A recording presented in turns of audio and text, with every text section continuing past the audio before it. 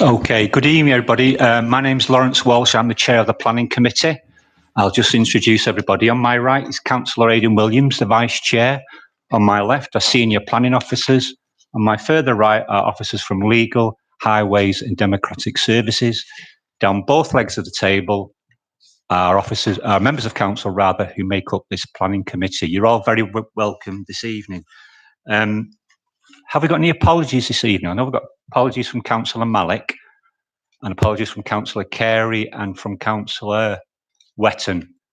Councillor Sharp and Councillor Raleigh are substituting for those two members. Okay. Some fire safety advice before we begin.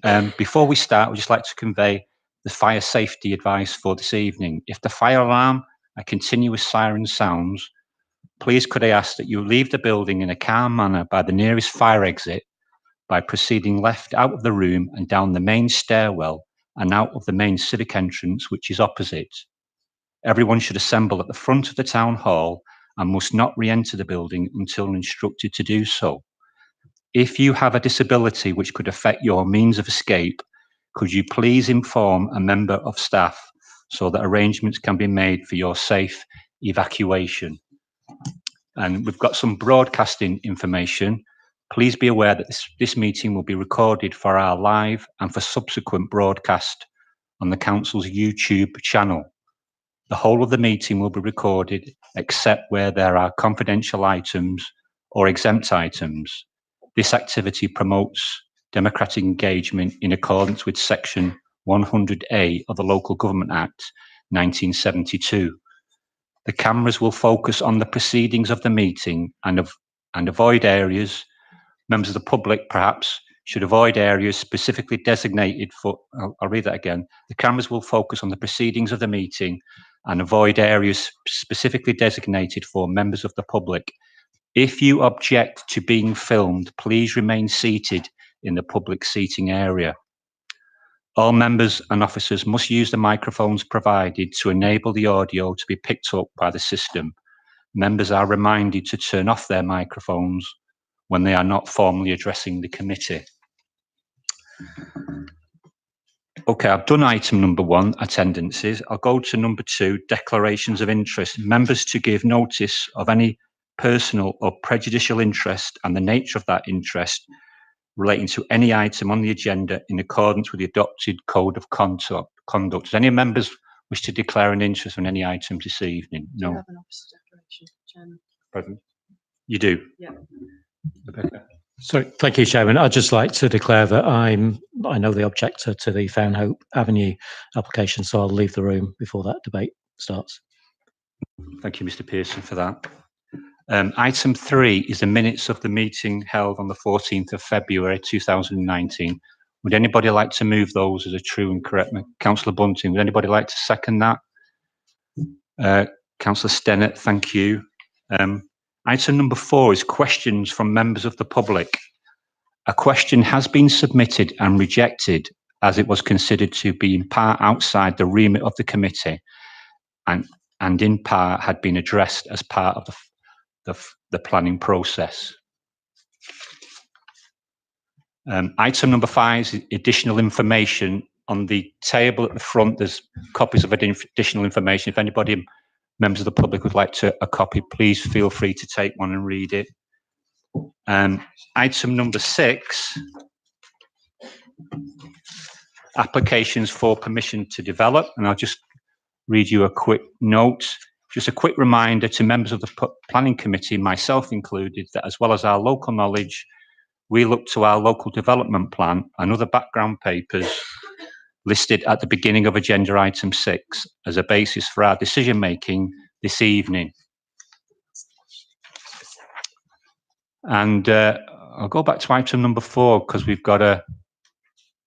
need to reiterate some further information. A number of questions have been submitted by Mr. Kinsey, representing the Association of Trafford Taxi Drivers, and these have been rejected. However, it was considered that these be treated as an additional representation and as such will be addressed within the additional information report. It was also considered that many of the questions are already answered within the officer report. I hope that's satisfactory for everybody. Okay, so we'll go to the applications to develop, and we're going to start with page number 192. That's 42 Fownhope Avenue in Sale. And we have speakers for and against this item. Councillor Holden is speaking against this application. Councillor Holden, do you wish to speak first? No. We have a resident, Mr. Anthony Dempsey, speaking against this application. Mr. Dempsey, would you like to take a seat? Introduction, please, Chair. And you have 3 minutes, but before you start, Miss Coley is going to give us some advice. Thank you. If you'd like to take your seat. Thank you, Chairman. I just want to give a short introduction to this item. The application relates to a detached dwelling located on Fownhope Avenue in Sale. The plot is bound by residential properties to all sides. Members' attention is drawn to the additional information report, which sets out further representations and officers' response to these. The applicant proposes the change of use of the property to a residential institution for the care of up to 6 people with learning disabilities, together with the erection of part single and part 2-storey side and rear extensions. The key issues for consideration are the principle of the change of use, together with the proposal's design, residential amenity, and highways and parking impacts. The proposal has been brought before the Planning Committee following receipt of objections from the occupiers of 27 nearby properties, in addition to a call-in request from Councillor Holden. The grounds of objection focus on concerns that the proposed facility would be inappropriate within the existing residential context, that the proposal would result in unacceptable visual and neighbour amenity impacts, and that the development would result in unacceptable parking and highways impacts on local residents. 7 letters of support have been received, which refer to the need for the proposed facility to accommodate vulnerable individuals within the borough. Officers consider that the proposal is acceptable in principle, as well as with reference to its design, residential amenity, and highways and parking impacts. In terms of the principle, the proposed change of use is not contrary to any local or national policies which would restrict such uses in a residential area. Whilst it's noted that many of the objectors were particularly concerned about the proposal's parking and general highways impacts, considering the plot's location on a residential road, it's noted that the local highways consultees confirmed no objection in this regard, and it is not considered separately that any significant detriment to amenity would arise. It's therefore recommended that the application be approved, subject to appropriate conditions. Thank you, Chairman. Thank you, Ms. Coley. Mr. Dempsey, if you'd like to switch your microphone on, you have 3 minutes. Thank you. Thank you. Given the time constraints, I'll move straight into the objections. The first point is the basis on which the committee approaches the application and whether PG6, the use of residential property for business purposes, is applicable. I recognise it's an old authority from 1993, but it was adopted by the council again in 2016 following the core strategy. And although I note in the addendum to the report that it suggested that it doesn't apply to this change of use, the paragraph 1.2 of PG6 itself says that the guidelines apply to uses which, although not businesses in the sense of bringing in an income, nevertheless go beyond what would be regarded as incidental to the enjoyment of a dwelling. And in my submission, that is the case here. The use to which this property is being put is well beyond that associated with a normal private dwelling house. Regardless of whether or not PG6 is the applicable policy, I think the report underestimates the loss of amenity that goes with the proposed development. It's significant that there are 27 objections from local residents who you may think are probably best placed to judge the amenity of the area living there on a day-to-day basis. In terms of that loss of amenity, it's clear that the premises will be staffed 24 hours a day, 4 employees during the daytime, 2 at night. The residents of the property need 24-hour care, 7 days a week, 365 days a year. That is more intensive than a number of businesses that would only operate on a 9 to 5, 5 days a week basis. There will clearly be significant disruption from noise, lighting, etc. at times when residents of a private estate would normally expect the place to be quiet.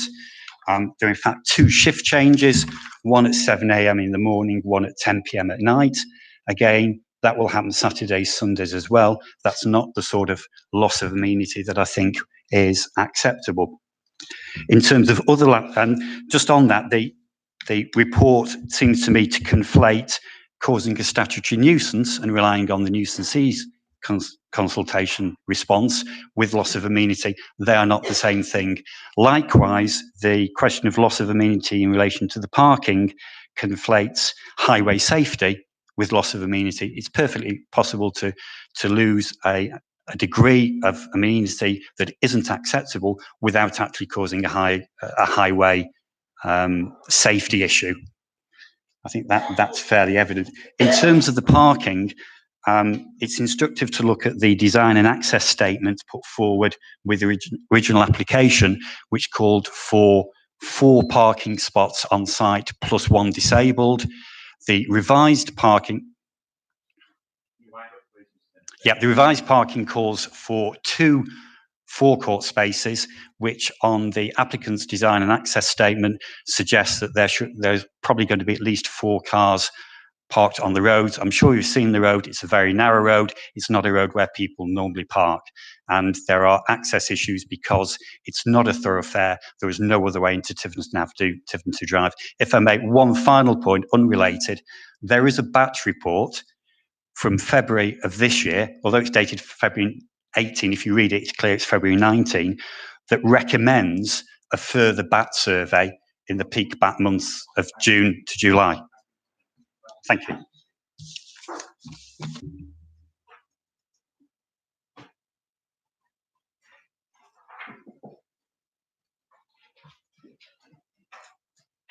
Thank you. Councillor Holden, you'd like to take a seat, and you have 5 minutes. Thank you.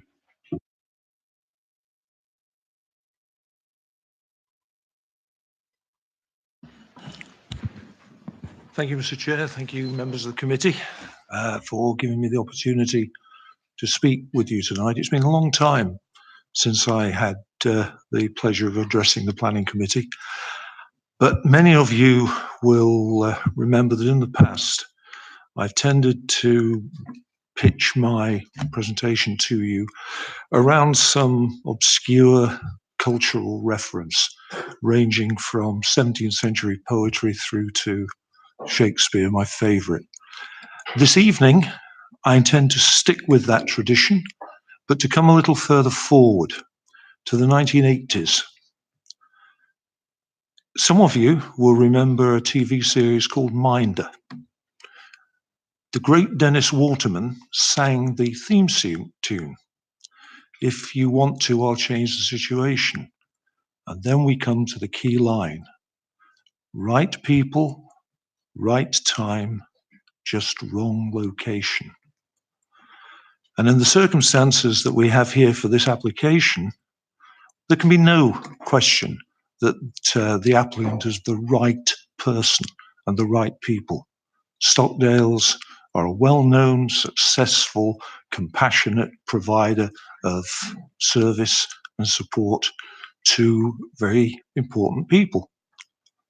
The right people, the right time. More and more, and I come from the direction of a governor of Brentwood School, which caters for the needs of young people who may at some point end up in this sort of care. We need more of it. So no question, right people, right time, but wrong location. This location in the center of quite a dense residential area, with already suffering from parking restrictions, with a complete change of use, the comings and goings that have been mentioned by some of the residents, the total change of character of the building, are perhaps not really what we should be looking for in a residential area like this. And I understand that the planning officers, in their professional opinion, have looked at it and said it's okay. And I understand also that highways have had a look at this situation and said it's okay. Both those organizations have 2 things in common. One, an intense, capable professional approach to the job, and 2, they don't live there. And they don't have to worry and experience the changes in the whole atmosphere to that area that, although it be very admirable, this development may very well cause. Thank you for listening to both of us. You've seen the report, you've seen the objections, and I simply throw myself and the residents of the area onto your mercy for the consideration of this application. Thank you. Thank you, Councillor Holden. If you'd like to return to your seat.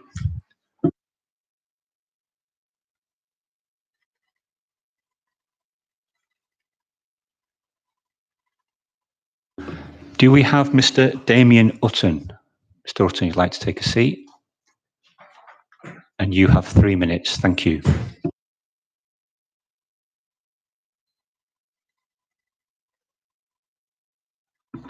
Sorry. Yeah, Stockdale's is a well-established local charity. They have 3 homes, Harbour Road, Hayling Road and Ashton Lane, all in Sale. All 3 homes are in residential neighbourhoods, and there are no issues with parking, traffic, noise, bin storage or privacy with any of these homes. These are family homes that blend in with the surrounding neighbourhood. They are highly regarded and have excellent CQC reports, so there's no reason why 42 Foundhope Avenue should be any different.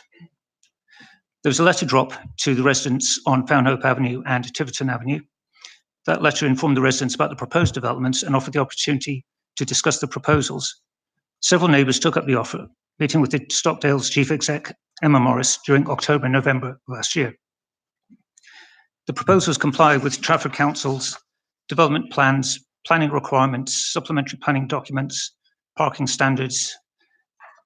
From the original designs, there was an ongoing discussion with Trafford planners to revise the design from the additional submission, and additional information was also submitted to come to the design as you see before you now.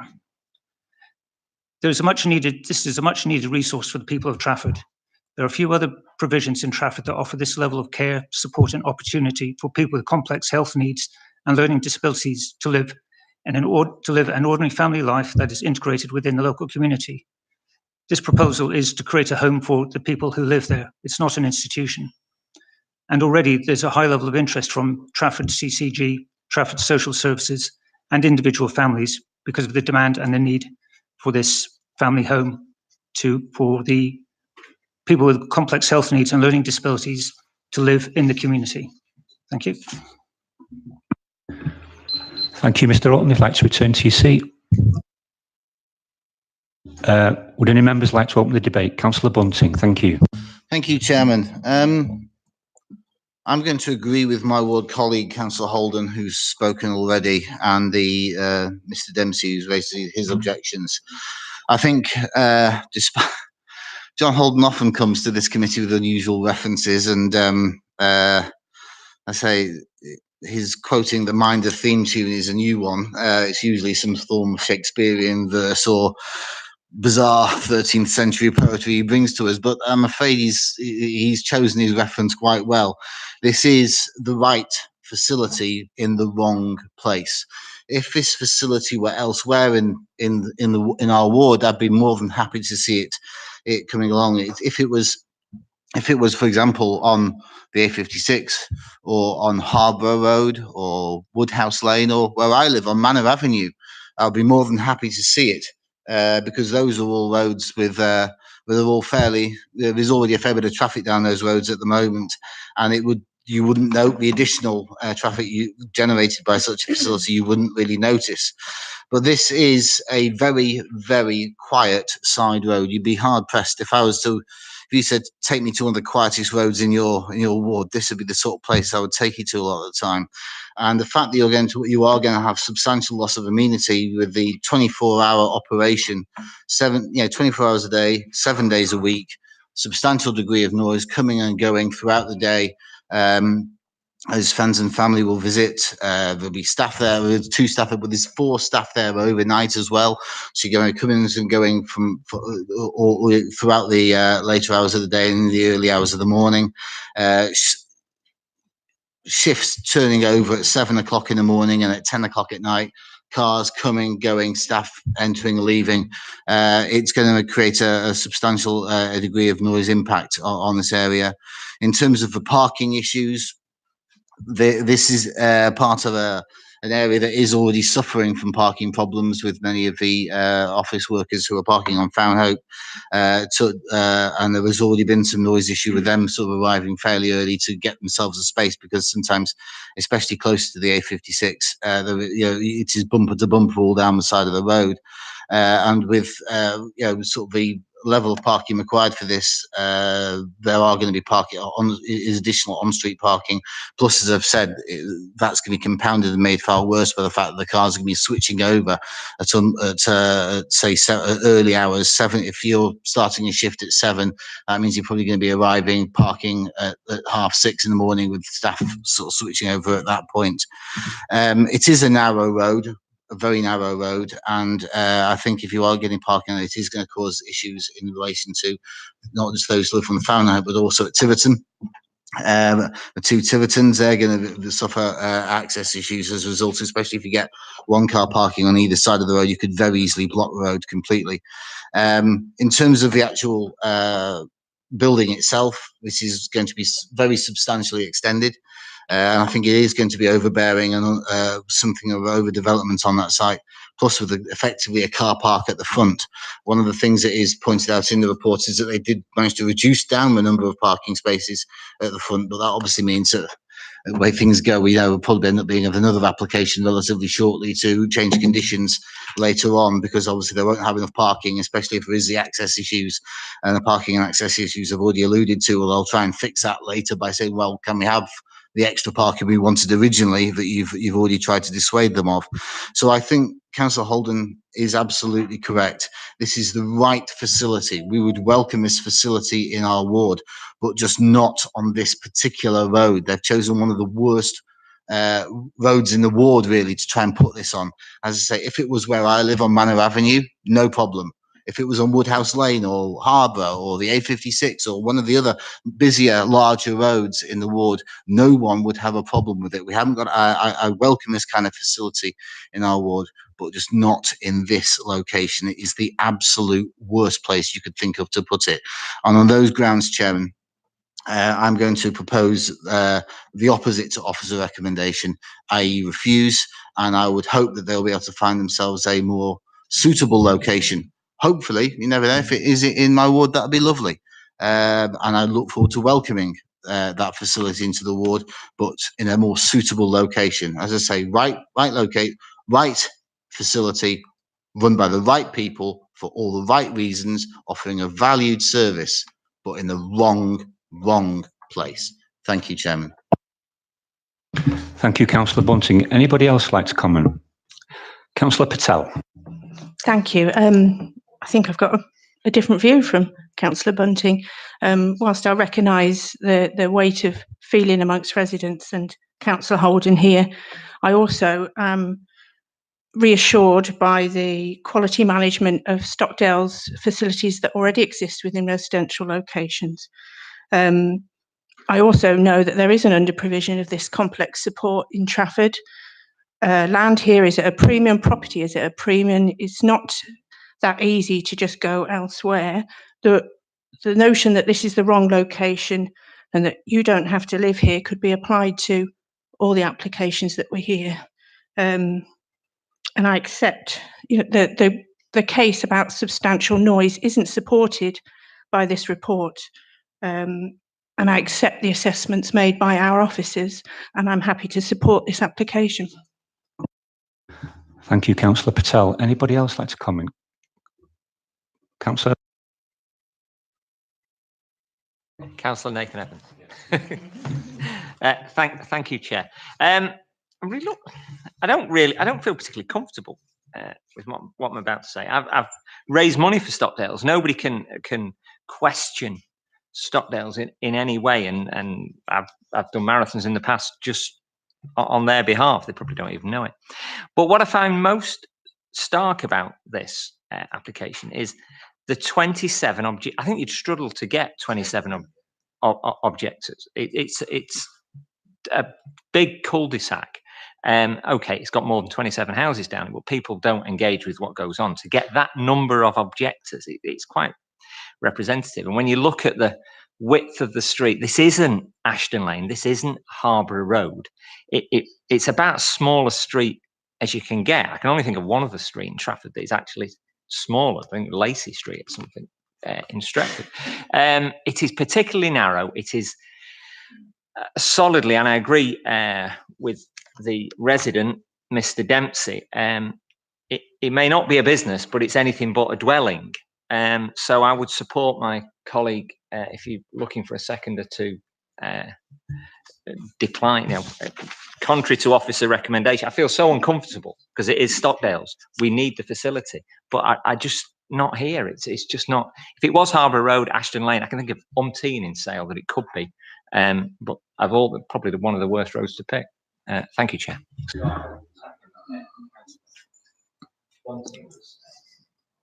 Thank you, Councillor Evans. Anybody else like to comment?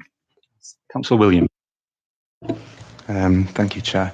Unlike Councillor Evans, when I first looked at this application, I couldn't quite understand why it generated the level of objections that it did.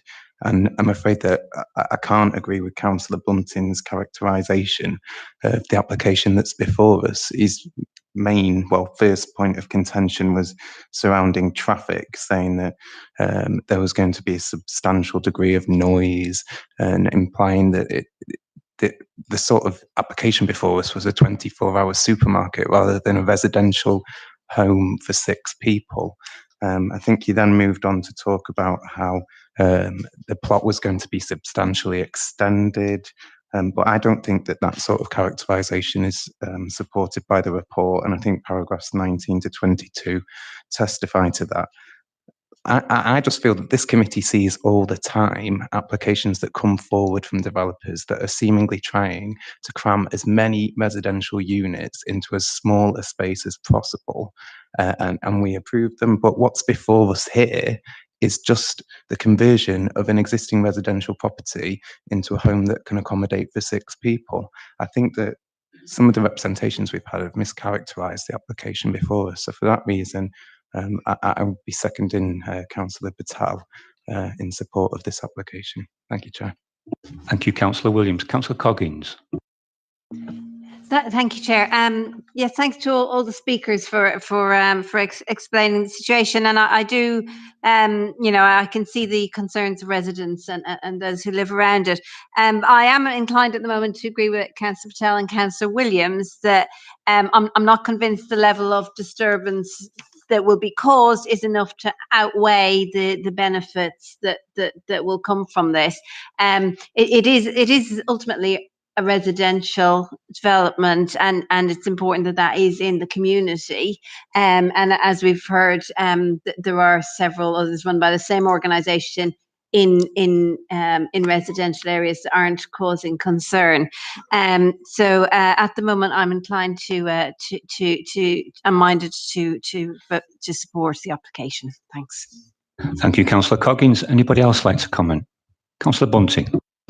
Just one point for the record, Chairman, just for clarity. Whilst I did suggest that this is going to be a far busier facility than it is at the moment, and I did say that will quite accurately point out that there will be both early morning and late night shift changes involving multiple members of staff. Your Vice Chairman suggested that I in some way compared this to a retail facility, a small supermarket or something of that nature, and that is patently untrue. I never made any such comparison, and I simply want that pointed out for the record. Thank you, Chairman. Thank you, Councillor Bunting. Anybody else? Okay, we need to take the refusal first. We'll take the refusal. Chairman, we need some reasons. Yep. We're going to ask for some reasons for refusal. We're going to take the refusal vote first. Councillor Bunting.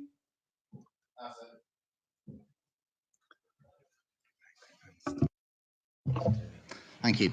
As I stated when I spoke previously, I gave the issues surrounding loss of amenity in terms of noise disturbance because of the 24 hour, 7-day a week nature of the facility, along with the late night and early morning shift changes. I gave the increased parking problems on an area that's already had many. Found Hope area generally has suffered from large-scale daytime parking, as well as the fact that there is a very narrow road which has in the past been blocked by people parking one on either side. And I said that problem will become considerably worse. And I also gave concerns regarding what I regarded as the excessive additional extensions. If this was the same building where it wasn't being extended, which would make a slightly smaller facility, then it might just squeak in okay. But given the fact that they're going to extend it further than it is at the moment, those are the three reasons that I gave for refusal, Chairman. Thank you. Is that okay for you, Ms. Cole? Yes, that's clear. Thank you, Councillor Bunting. Okay, it's been moved and seconded that we refuse this application. All those in favour of refusal, please show. And those against refusal, please show.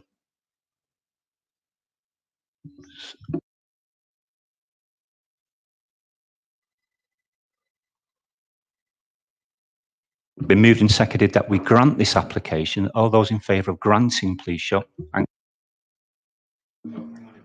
I don't think it has been moved and seconded, has it? I'm happy to do one or the other if need be. I thought Councillor Williams seconded Councillor Patel's proposal, Councillor Coggins. I thought he did. Is that right? Yeah, you did. Okay. Okay, it's been moved and seconded that we grant this application. All those in favour of granting, please show.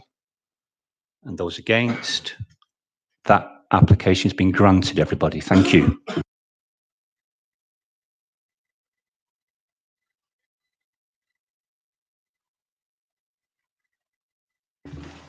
Okay, we're going to go to page number 1. That's the Square Shopping Centre Development Town Square in Sale. You need to speak to this. Dave.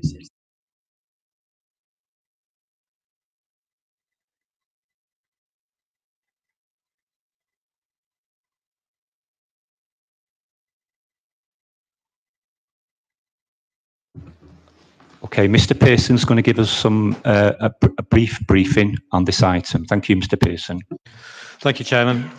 This application relates to the site of the Square Shopping Precinct and adjoining land in Sale Town Centre. Full planning permission is sought for the redevelopment of the site to provide a 6-screen cinema, 9 new retail units and 202 residential units. The proposed apartment buildings extend to 12 and 15 stories. Other elements of the proposal include a new multi-level car park, areas of new public realm and landscaping, and new modified vehicular and pedestrian accesses. 35 letters of objection have been received, along with 83 expressions of support. The concerns raised are numerous, but key topic areas include the height of the development, the impact upon existing surrounding occupiers, the amount of parking offered, the extra traffic generated, the impact on local services, the loss of Simpson House, and the resiting of a taxi rank.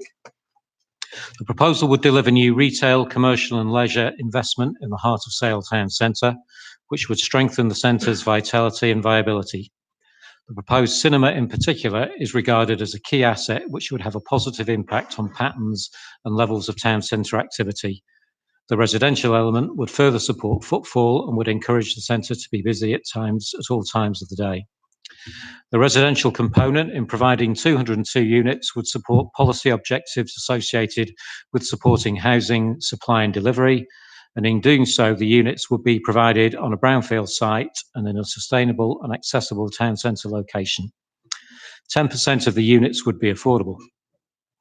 The development would also deliver areas of new and improved public realm.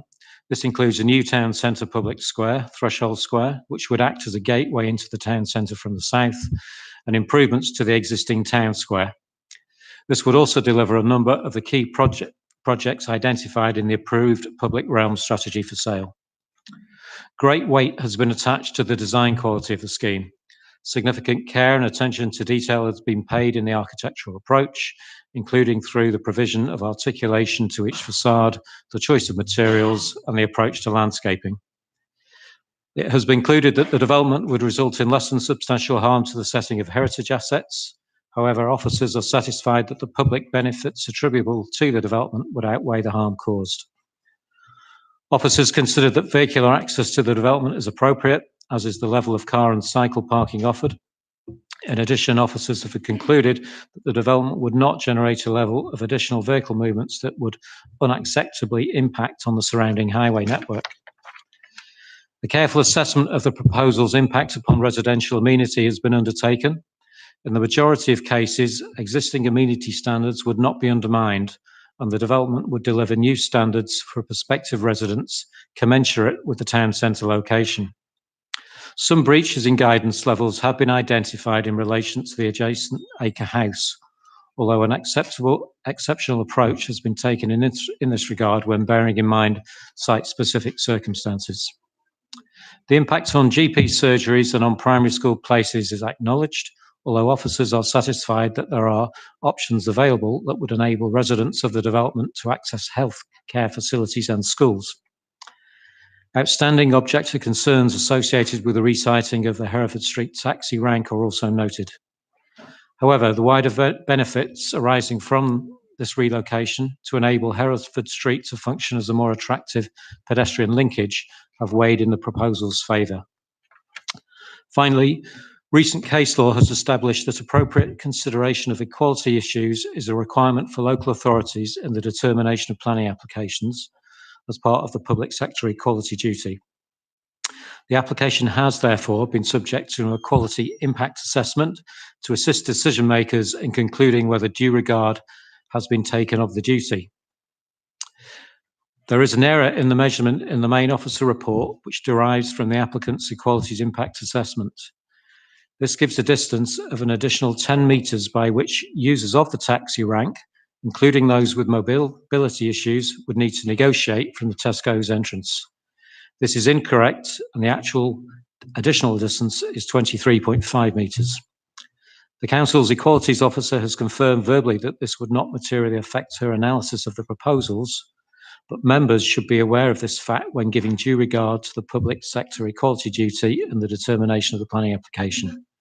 The applicant's agent has also confirmed that this error does not affect the conclusions of their equalities impact assessment. Officers are also satisfied that the proposal is acceptable when having regard to remaining matters. The application is recommended for approval subject to a Section 106 legal agreement and a list of conditions. Thank you. Thank you, Mr. Pearson. We've got 3 councillors speaking to this item. Councillor Brotherton, would you like to speak first? Yeah, you'd like to take a seat?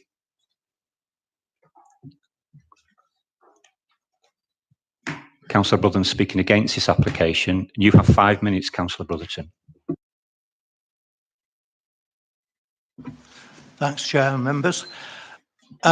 I'm sure nobody, I think, in Sale, or probably around this table, would disagree that Sale Town Centre is in need of refurbishment. It's certainly declined if you've walked around there over the last few years.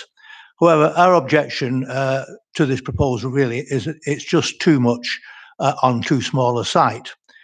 It's the buildings, unfortunately the pictures disappear now, but you'll see the buildings really are basically 2 very large office residential blocks.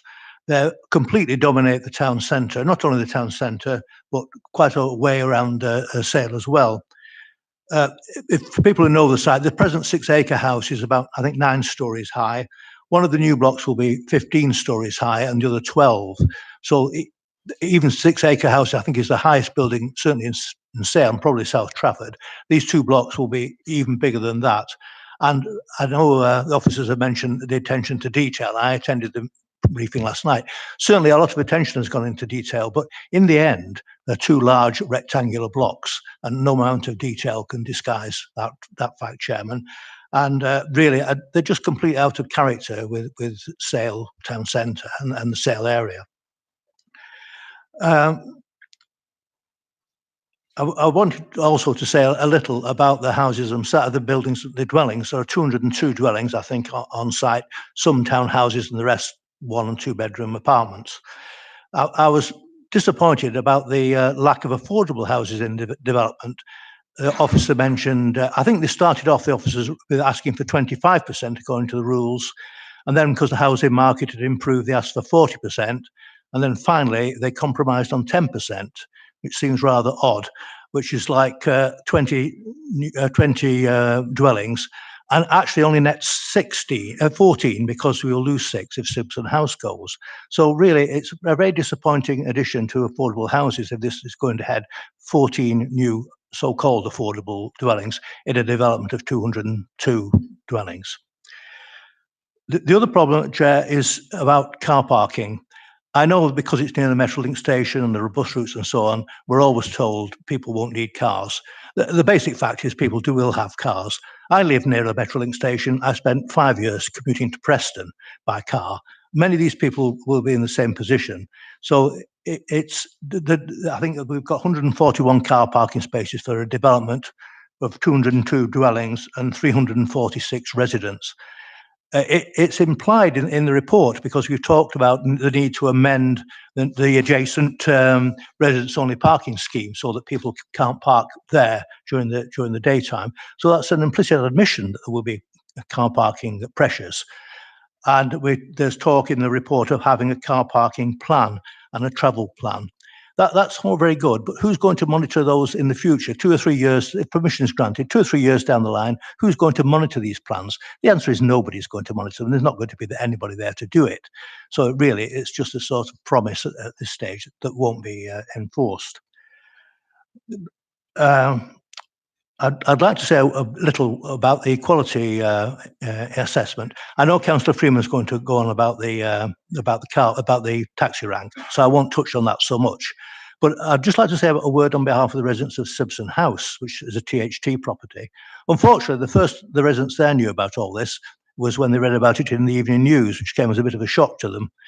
But you know, I know that if Simpson House is bought by the developer, they'll get financial compensation and so on, and THT have promised to rehouse them. But there's more to it than that, because THT haven't got a lot of properties in the centre of Sale. People would presumably be moved away further from where they work, out of their area, the doctor's surgery and so on. So I do hope when we're talking about equality, we do give a lot of consideration to just the effect it will have on these people who've been left in limbo really for 2 years or so, because even at this stage, THT haven't said they will sell the property to the developer. Mention was made about the impact on amenities. The doctor's surgery, for example, the developer implied there was plenty of room there. The CCG has expressed concern about the impact on the GP services. Obviously, everybody will get a doctor, but it'll just mean waiting times and so on will be extended because there's a limited capacity and more people. And not only did the CCG talk about the GP services, but they implied about the impact on dentists and other medical health services in the area. So that's, you know, a real consideration. And schools as well. Obviously, Springfield School is very near, but all the schools in our area have been. Sorry, Shab, you indicate? You've gone past your 5 minutes, Councillor. But would you like to just one sentence?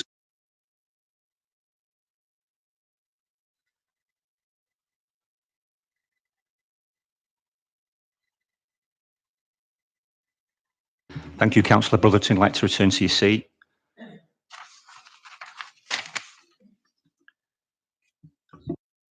Councillor Chilton, would you like to step forward? And you too have 5 minutes. Thank you, Councillor Chilton. Thank you, Mr. Chairman. I won't need nearly 5 minutes. I'm no doubt that issues will be covered by other speakers. I just want to make a couple of brief points, if I may. Mention is made in this report of extensive involvement consultation being taken with members. Mr. Chairman, unless this happens exclusively with Priory Ward members or the executive, that is not the case, and I would like that putting on record. I don't feel as though significant input has gone in, as should be the case, from Sale members into what should be a key strategic development for the future of Sale Town Centre, and that is, Mr. Chairman, I feel quite disappointing. Secondly, I must make some reference to the public consultation that went on. We attended the consultation that took place in a shop unit in Sale Town Centre, where a series of mock-ups had been made of the final proposal. It was fairly clear from people that it was going to be the final proposal. The questions that were asked of the public, presumably in effort to elicit some support for this scheme, were, in my view, leading, in that you were asked whether you were supportive of regeneration in Sale Town Centre. Well, none of us are going to say no to that. But the implication was made that because you're in support of regeneration in Sale Town Centre, you are in support of these proposals. And I would say that a large number of the community that have spoken to me, that is not the case. There is no doubt that regeneration is needed certainly in this part of Sale Town Centre and in Sale Town Centre generally. It's been a long time coming. It's therefore disappointing that, given the care and attention that's gone into regeneration and redevelopment of Urmston and Altrincham town centres, that what we are left with, certainly for this initial but very large phase of development in Sale Town Centre, is something of a carbuncle. Mr. Chairman, the sides of the elevations facing Sibson Road and Springfield Road are not terribly attractive. Nobody disputes that housing, the flats, and even the cinema are very welcome additions to Sale Town Centre. That isn't in dispute at all, at least not by myself. What is in dispute, Mr. Chairman, is the scale and design of what's proposed. The lack of parking is an issue and is something I'm sure local members will make reference to. But for instance, we have a Grade 2 listed building immediately opposite St Paul's Church, which has been there for over 100 years, which is a key part of Sale's heritage, which will be completely dwarfed by this proposal. The concrete car park's bad enough, but this will be a very large, all right, there's a bit of detailing on the wall now, but it's still a very large wall that's not in keeping with what's around it, that will impact quite heavily on that area of Sale Town Centre. Mr. Chairman, this is a huge missed opportunity, in my view. I don't really feel that enough care and attention has gone into making this the best quality design that it simply could be. Even things such as the naming of the street. Threshold Square, what's that? It sounds like something off an RAF base. It would have been nice if the developers had made the effort to consult, engage properly with the public, with community groups. I know for a fact, as chair of Sale Civic, we've had no discussions or approach from them whatsoever, apart from at the public consultation. At St Paul's Church, we managed to get one meeting out of them very recently, by which presumably it had all been finalised anyway. And as ward members, we feel distinctly left out of this process. Mr. Chairman, perhaps in common with other applications tonight, this is absolutely the right application in the right place. It's just the wrong design. It's very disappointing, Mr. Chairman, and we're going to be left with this for a very long period of time. I won't go too far into the amenity issues for local residents. That's for ward members to go into. I'm deeply concerned about the narrowing of Sibson Road. I think that's given the speed that cars go around there, that's an accident waiting to happen. I would just comment on the taxi rank, and I've no doubt Councillor Freeman, with his expertise, will pick this up.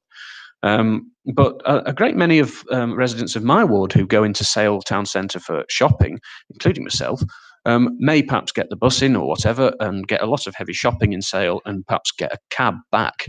At the moment, that's quite handy because the cab rank's on Hereford Street. Moving it round the corner to Sibson Road, where it's exposed and is going to be smaller, and you're not actually going to be able to see whether there's a cab there or not, it's not very helpful, Mr. Chairman. I don't quite know what thought process was behind that, and I don't quite buy what's in the additional information report either. As I say, I've no doubt that Councillor Freeman will go into this. It's disappointing, Mr. Chairman, to finish that the concerns of the local community, of ward members, even the licensed cab trade, have not been picked up as I would hope they would be. And with that, Mr. Chairman, on good timing, I'll shut up and go and sit down. Thank you, Councillor Chilton. Councillor Freeman, would you like to take a seat?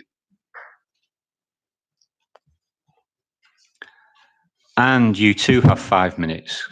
Thank you, Chair, and thanks for the opportunity to address the committee. Within the proposed development, Hereford Street is currently a hackney carriage rank. Now, whilst the applicant will say there's been consultation with the hackney carriage trade representatives, and I have been present at some of those consultations, we're left with everything they've said on deaf ears, and the moving of the rank to a new location on Simpson Road, the provision of a new rank on Springfield Road. And where are these provisions? They're all at the periphery of this new development. And the applicants provided you with a very lovely qualities impact assessment, which in one simple paragraph says the relocation of the taxi rank will not disproportionately impact upon those whose mobility is impaired or disabled.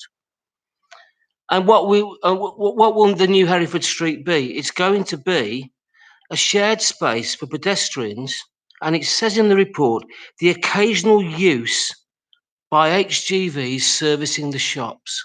Occasional, on the plans, it's the only route into some of the shops.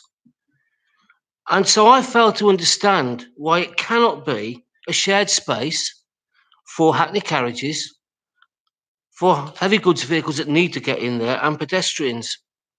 And the hackney carriage provision, yes, we'd accept a reduction to maybe 2 or 3 slots, because that rank could then be supplied and filled up from Simpson Road. As a taxi pulls out, one will be going in. And to be perfectly honest, it's this, when you start to push to the periphery, you are disadvantaging people. So when the developer will tell you that in terms of impacting on the disabled, the application, the actual redevelopment is inclusive, I'm going to challenge that. Because when you push services that are bringing people to enjoy a facility to the periphery of the development, you're making access to it more difficult for those with disabilities. So for me, the issue of the relocation of the hackney carriage taxi rank, it needs revisiting. And if you're minded to grant, I think there should be a condition put on that as this development, a condition that be included that this needs further work and investigation as the development progresses. Because at the end of the day, you could, right at the very death, they could actually achieve this. But it seems to me that it's just been dismissed because, well, we've got to have a service road for HGVs and we want to make a better pedestrian access. And the other thing I want to point out to you is that in doing so, in allowing some taxi space on Hereford Street, this fits with the current vision of this council in terms of ensuring our town centres are accessible to all, including those with disabilities of any kind. I think that's really, really important. And when you start to push services to the periphery, you start to disadvantage people with disabilities. And really, Chair, that is all I wanted to come and say to here, is that I think that there has been consultation, and I know that the hackney carriage trade were very reasonable with the developers. I was there. I actually thought they were going to listen and include, and right at the end of it, it's, well, we can't manage this, because that is not good enough. And I don't think that the Equality Impact Assessment report is good enough in terms of the way it just dismisses people with disabilities and pushes the service to the periphery of the development. Thank you very much, Chair. Thank you, Councillor Freeman. If you'd like to return to your seat. Do we have Mr. Tim Johns? Mr. Johns, if you'd like to take a seat.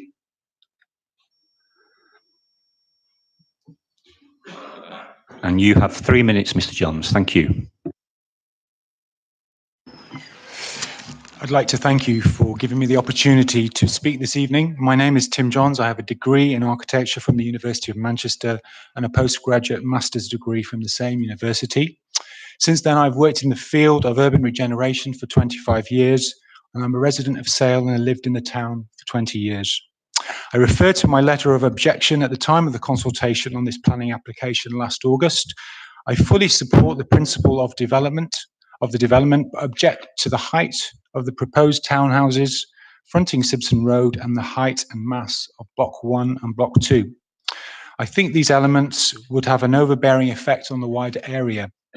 Chair and Planning Committee, I respectfully urge you to ask the applicant to reduce the height of these 3 elements.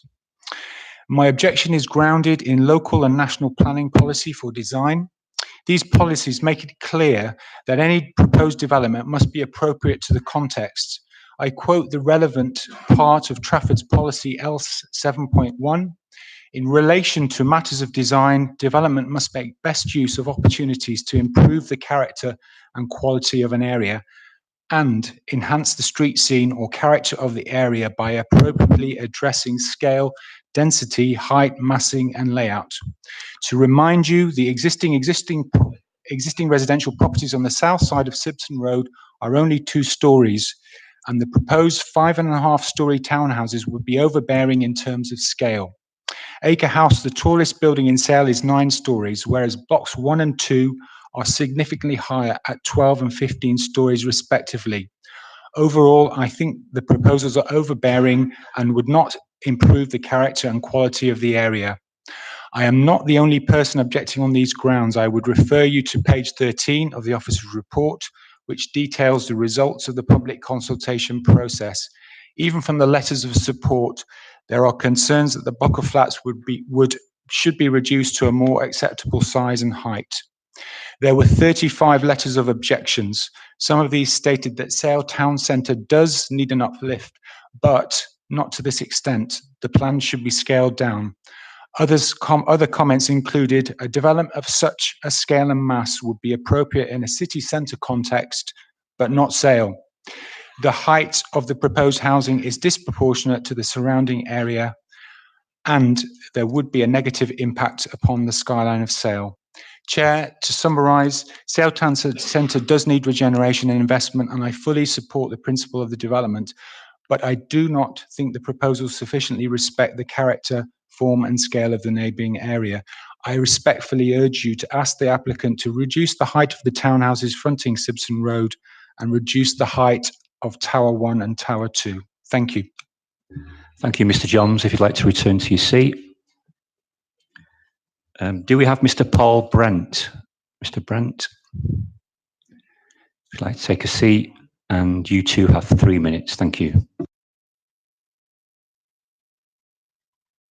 Thank you, Chair. Thanks for letting me speak tonight.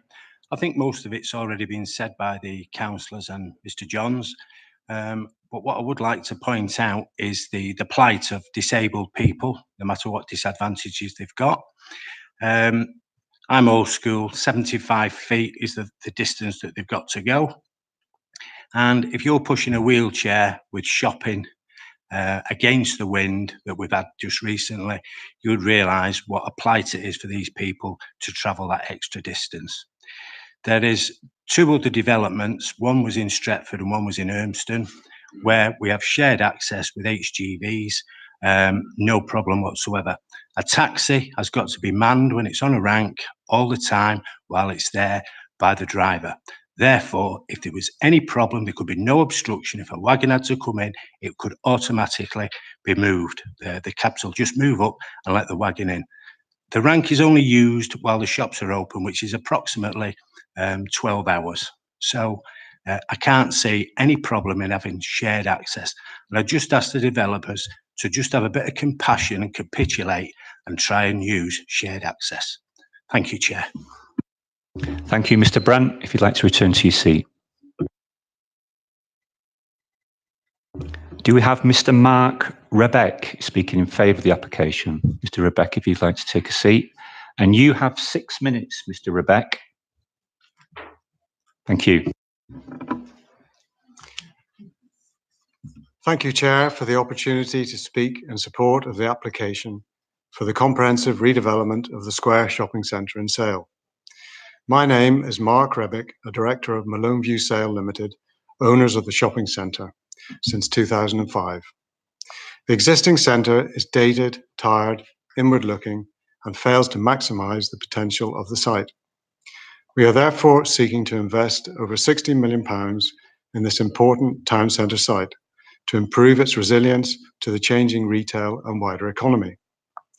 The scheme represents the first phase of a wider comprehensive development and provides a significant opportunity to deliver key objectives and benefits, including new residential, retail, leisure, public realm, and car parking. Subject to outcome of this evening and the planning process, we wish to commence with the proposal at the earliest opportunity and are committed to bringing this scheme forward. The well-designed, high-quality proposals have been developed by our dedicated and experienced local team over the past 4 years, including an extensive pre-application process with senior officers and members and an extensive public consultation process, culminating in it being recommended for approval this evening. Over 600 people attended the public consultation event in November 2017, of which over 90% of respondents either strongly agreed or agreed with the principle of regenerating Sale Town Centre. Since our plans have been submitted to the Council, a significant majority of respondents have backed the plans with over 80 letters of support. The addition of 202 new homes is a positive contribution towards addressing the housing needs of the borough. This includes 20 units for affordable housing. The scheme will significantly enhance the retail and leisure offer. It will introduce an 825-seat cinema, helping to improve the town's leisure offer and diversify the nighttime economy. We have agreed terms with a national cinema operator. The cinema will increase expenditure within local restaurants and businesses, with attendances of more than 250,000 people a year, equating to a 10% increase in the square's current pedestrian footfall. Household expenditure from the proposed new housing of approximately 3.2 million per annum will be spent in the local area. New commercial floor space will deliver business rates revenue of approximately £400,000 per annum. 202 new housing units will generate a new homes bonus payment of over £1.5 million for the council. The council will receive over £250,000 per annum in council tax receipts. Once developed, 192 new full-time jobs will be created. The scheme will provide over £2.5 million of high-quality public realm, including improving town centre permeability. This will also deliver the first elements of the council's recently approved public realm and movement strategy. Significant improvements to Hereford Street, Sibson and Springfield roads and adjoining public footways will also be provided, including pedestrian crossing points across Sibson Road. Use of the site for retail, leisure and residential uses has long-standing planning policy support. The effective use of this previously developed land to improve the retail and leisure offer, as well as providing a significant amount of housing, which is a priority for the borough, clearly meets the objectives set out within the NPPF and Trafford's development plan, demonstrated in the officer's report. The proposed redevelopment of the site is based on a high-density mixed-use approach in line with the development principles advocated within the NPPF, which seeks to use previously developed land efficiently to optimize density. The height of the development is required to ensure the scheme is financially viable and to achieve the significant public benefits associated with this development. Requirement for an architectural response of the highest quality was understood from the outset and informed the decision to appoint Simpson Hoff as the architects for the scheme.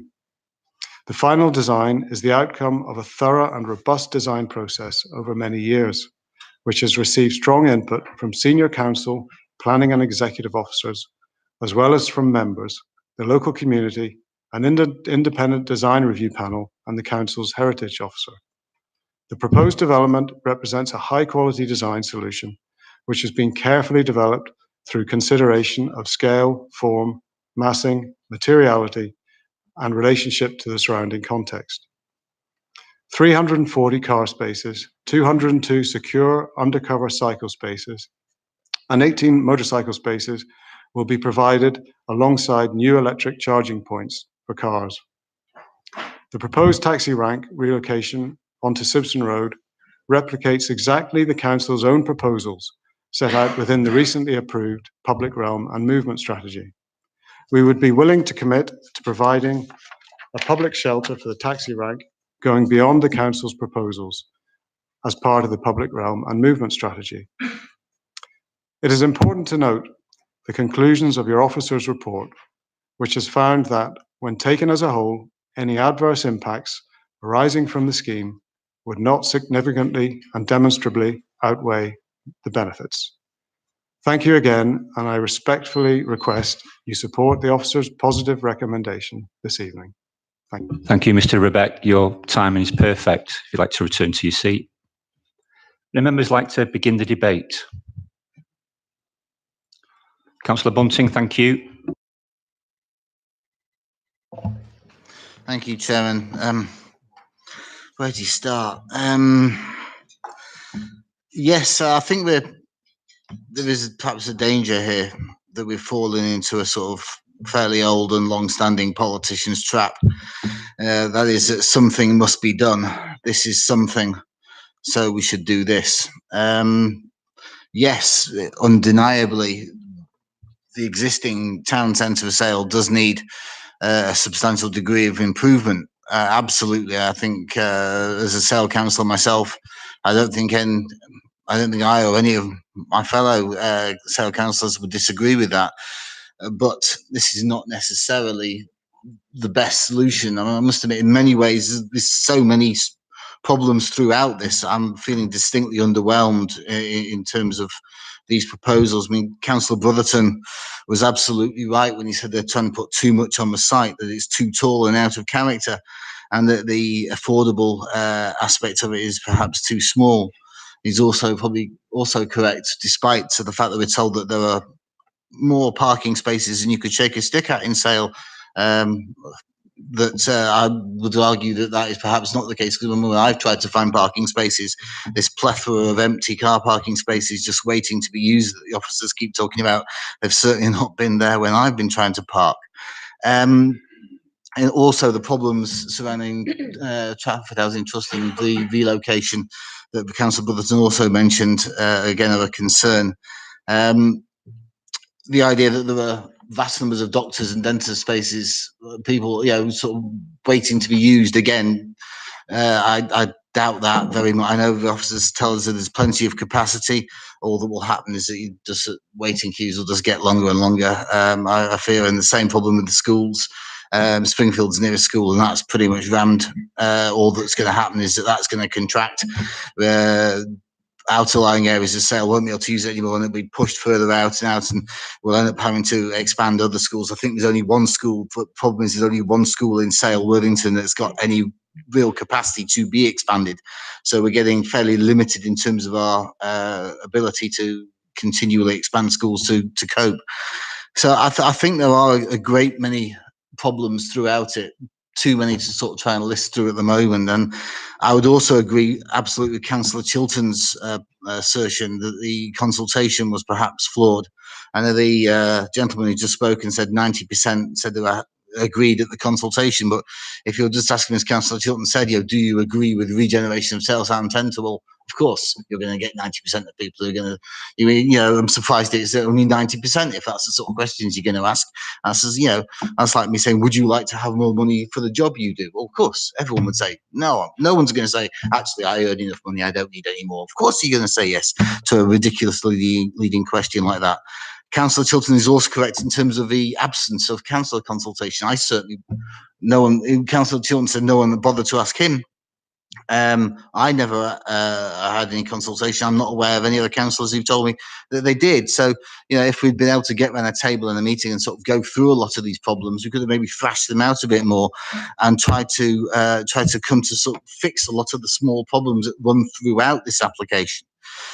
Councillor Freeman, absolutely correct in terms of the taxi rank. With all Councillor Freeman's experience in another regulatory committee that I have involved as well, the licensing committee, he can hardly be accused of not understanding the problems of the licensed trade. He's had many years of experience in terms of licensing, and by moving it away from the tail centre corner, slot around the corner, that is a problem. It does cause an issue for disabled people. I'm glad to hear that one of the concerns I raised, asked about at the briefing we had, in terms of a shelter being put there, now suddenly at the last minute that's being agreed. Also, can I ask through you, Chairman, of course, one of the other questions one of the queries I did raise was in terms of pedestrian crossings at the briefing, and we were told there weren't any on Simpson. On the plan that keeps scrolling around, I don't know if we can go to it. There's one, I think it's called Threshold Square, in the title, Landscape Dash Threshold Square, I think it is. And that appears to indicate a crossing of sorts. Not that one, the one where it shows from the cinema side. And there's there at the bottom, there is a grey strip going across Simpson. Is that because the applicant did mention the fact that they will be funding a crossing? Is that the crossing he's referring to? Can I get some clarification through you, Chairman? Is that a crossing? Because we seem to have conflicting information being provided here. But even if it is in place, which would be a good thing if it is there, I think there's so many issues with this one, too many to go through now in this meeting, that I think, and given the fact that this is a major set piece of Sale regeneration, a piece of regeneration that we will be living with for years and years to come, I think there is a case for deferring this application to allow further consultation, maybe including this time, unlike last time, a proper section of councillor consultation where Councillor Freeman and Councillor Brotherton and myself and Councillor Chilton and other Sale councillors can maybe get round the table with the developer and say, look, here are these problems that we foresee that you are going to run into in relation to this major part of redevelopment of Sale. So you can maybe iron these out so that we don't have all these problems going forward. So we can look at things like the cinema building. I know so it's got this wonderful detailing on the side. It's still a plain brick wall that's going to be running all along the side of Simpson Road. Yeah, many other cinemas I've seen, for example, I know it was commented, I think at the briefing, that it's just a windowless box. And so therefore, obviously what you have to do is try and put something on the side of this windowless box to make it look a bit more, a bit less ominous and a bit less monolithic. Well, I've seen many other cinemas, for example, where they'll have fake windows on the outside of the buildings. Okay, there's no window, but it breaks up the building a bit more, makes it look more like a sort of office block because it's got fake windows. Okay, so basically a frame and a piece of glass, but it doesn't actually have a function other than to try and break up the building and make it look a bit more.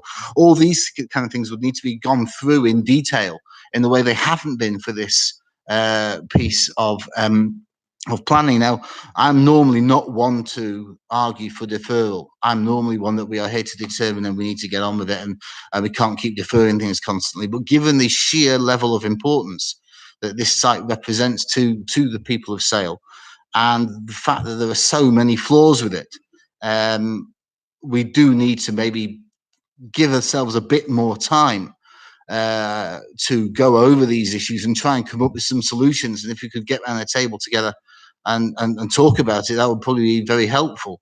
So I'm going to move, unusually for me, that we defer this application, maybe give it a couple of months to go through and sort out these problems.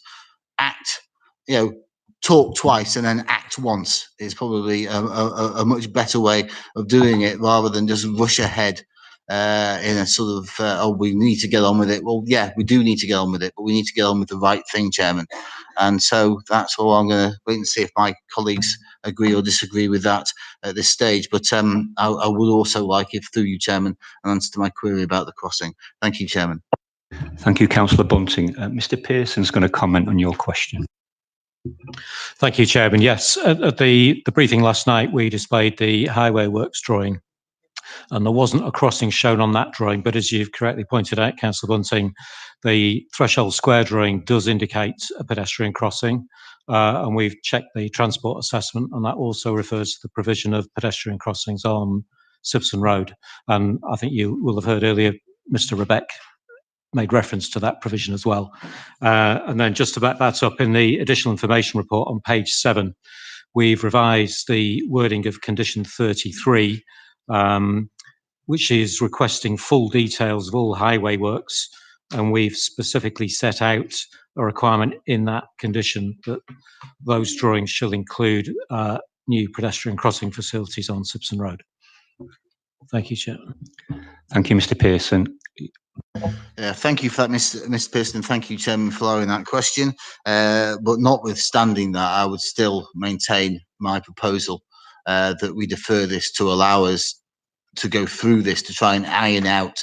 There are too many small problems running throughout this application. The sheer number of, in fact, you've had 3 councillors all turning up to object to it is highly unusual in itself.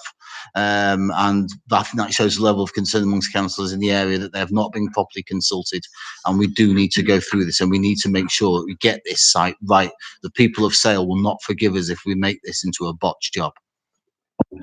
Thank you, Councillor Bunting. Councillor Sharp. Well, thank you, Chairman. I don't know whether we have the procedure to, in fact, defer a matter, but if we do, I certainly would like to second Councillor Bunting's proposal.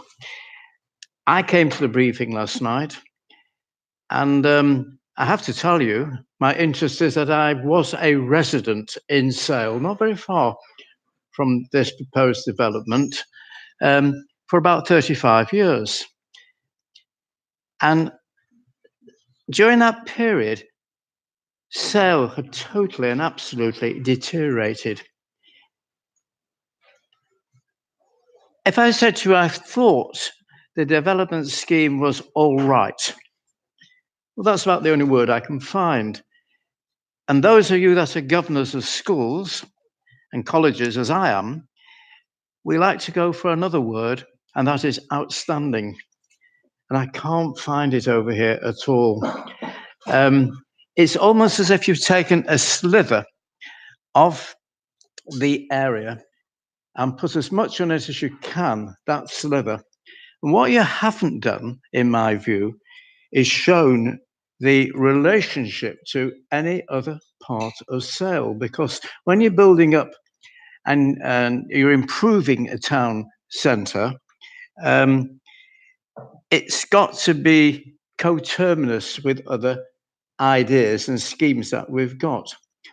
It's a very lengthy report, if I may say so, and I must compliment the officers on the amount of time and effort that they put into this. It took some reading, and I felt at the end of the day, we're just dealing with one small part. We all know that on the other side, you've got Tesco's. It's not the most beautiful building out. And there are other buildings nearby. There is the old magistrates' court site. Oh, right, it's on the other side of the road. I don't know what's going to go there.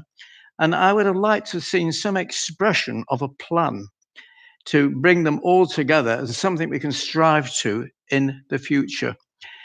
I didn't know about the lack of consultation, and that worries me, because at the end of the day, we've got to really do and carry out what the residents want us to do.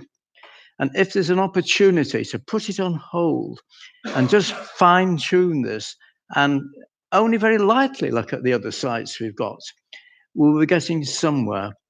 So without saying very much more, I would be very happy to second the deferral proposal on the basis that we can improve on what we've got. I want something to go there. I want it to be there as quickly as possible, but please let's get it right. Thank you, Chairman. Thank you, Councillor Sharp. Ms. Cole is going to give us some advice. Thank you, Chairman. I just need to make a comment about the consultation, really, because I have been party to and involved in much of it. There have been meetings and events arranged for all 4 Sale wards, and all those 12 councillors invited to those events. So, I mean, and David and I attended them, so we know they happened, and we know who we invited. Chairman, if I may, at this stage, simply, which ward are you referring to? Because Councillor Chilton said there was nothing. I haven't been invited to anything, and we're both Sale councillors. Yeah. If there was a chance of maybe I've missed an email, but chance of both of us missing an email and Councillor Holden missing it at the same time, which ward was it that you invited to this meeting, and when was it? Because Councillor Bunting, I think if officers say they've invited councillors to a consultation, I think we can. No, I know. We respect Councillor Bunting. I think if officers saying they've invited councillors to a consultation, then that has happened. I wouldn't question the officers on that. I don't know what's happened, but I think the officers have made their case, and that is reasonable. Thank you. Do you want to come in? Do you want to come in? If I may, I mean, I won't press that point, because obviously there's some disagreement on that. I'd also just like to say that the consultation carried out by the developer has been an exemplar as well. There was an event that they tried to engage as many people as they could. I went to one of the events; it was absolutely packed. So to defer this on the basis that not enough people know about it and not enough discussion has been had, I think would be completely unreasonable. If you have that many concerns about the application, I would suggest that you turn those into reasons for refusal. What I'm hearing is not about tweaks to the scheme. It's about a fundamental disagreement with it. And I don't think there would be any benefit to going down the line of deferrals. We have been talking about this scheme for 3 years. We have got to a point where officers have worked incredibly hard to get this scheme to be the very best quality it can be. I'm not sure what else we can produce. Thank you, Chairman. Thank you, Ms. Coley. Any other members like to comment? Councillor Evans. Thank you, Chair. I didn't have an awful. I do quite like this in a way. I've got several reservations. I wouldn't like to propose. I won't propose it, but I wouldn't support my colleague to my right here. I'm truly worried about the parking. I'm very happy with flats to be built that have what appears to be inadequate parking, but we are going. So it's recommended in the report. It says that you would normally have a maximum of 617 car parking spaces. And we're dropping down to 346, of which 140, I believe, are for the residences. So we're down to 200. We're putting in an 825-seat cinema. I don't go to cinema very often, and I live in Altrincham, probably 15 minutes walk from a cinema in Altrincham. But I never walk to the cinema because you generally go at night. Half the time of the year, it's horrible. So I would worry about the viability. People aren't going to choose to go to other cinemas, such as the Altrincham one, or such as wherever. Because if you're driving, aren't you? There doesn't appear to be enough provision, even just for the cinema. So I just wonder if we're producing another Sale Waterside / Sale Town Hall type construction, which is just difficult to access. I don't know if you've ever been to Sale Waterside. It is a bit of a bind to get into. I don't think access to drivers and was ever considered particularly for there. And I think we've got another thing, the other side of Sale.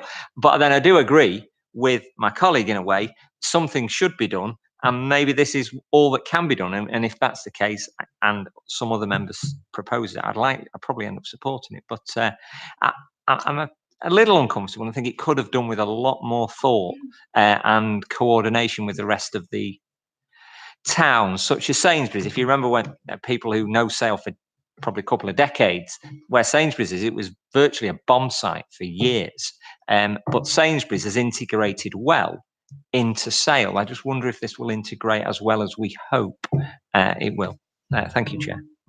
Thank you, Councillor Evans. Councillor Patel.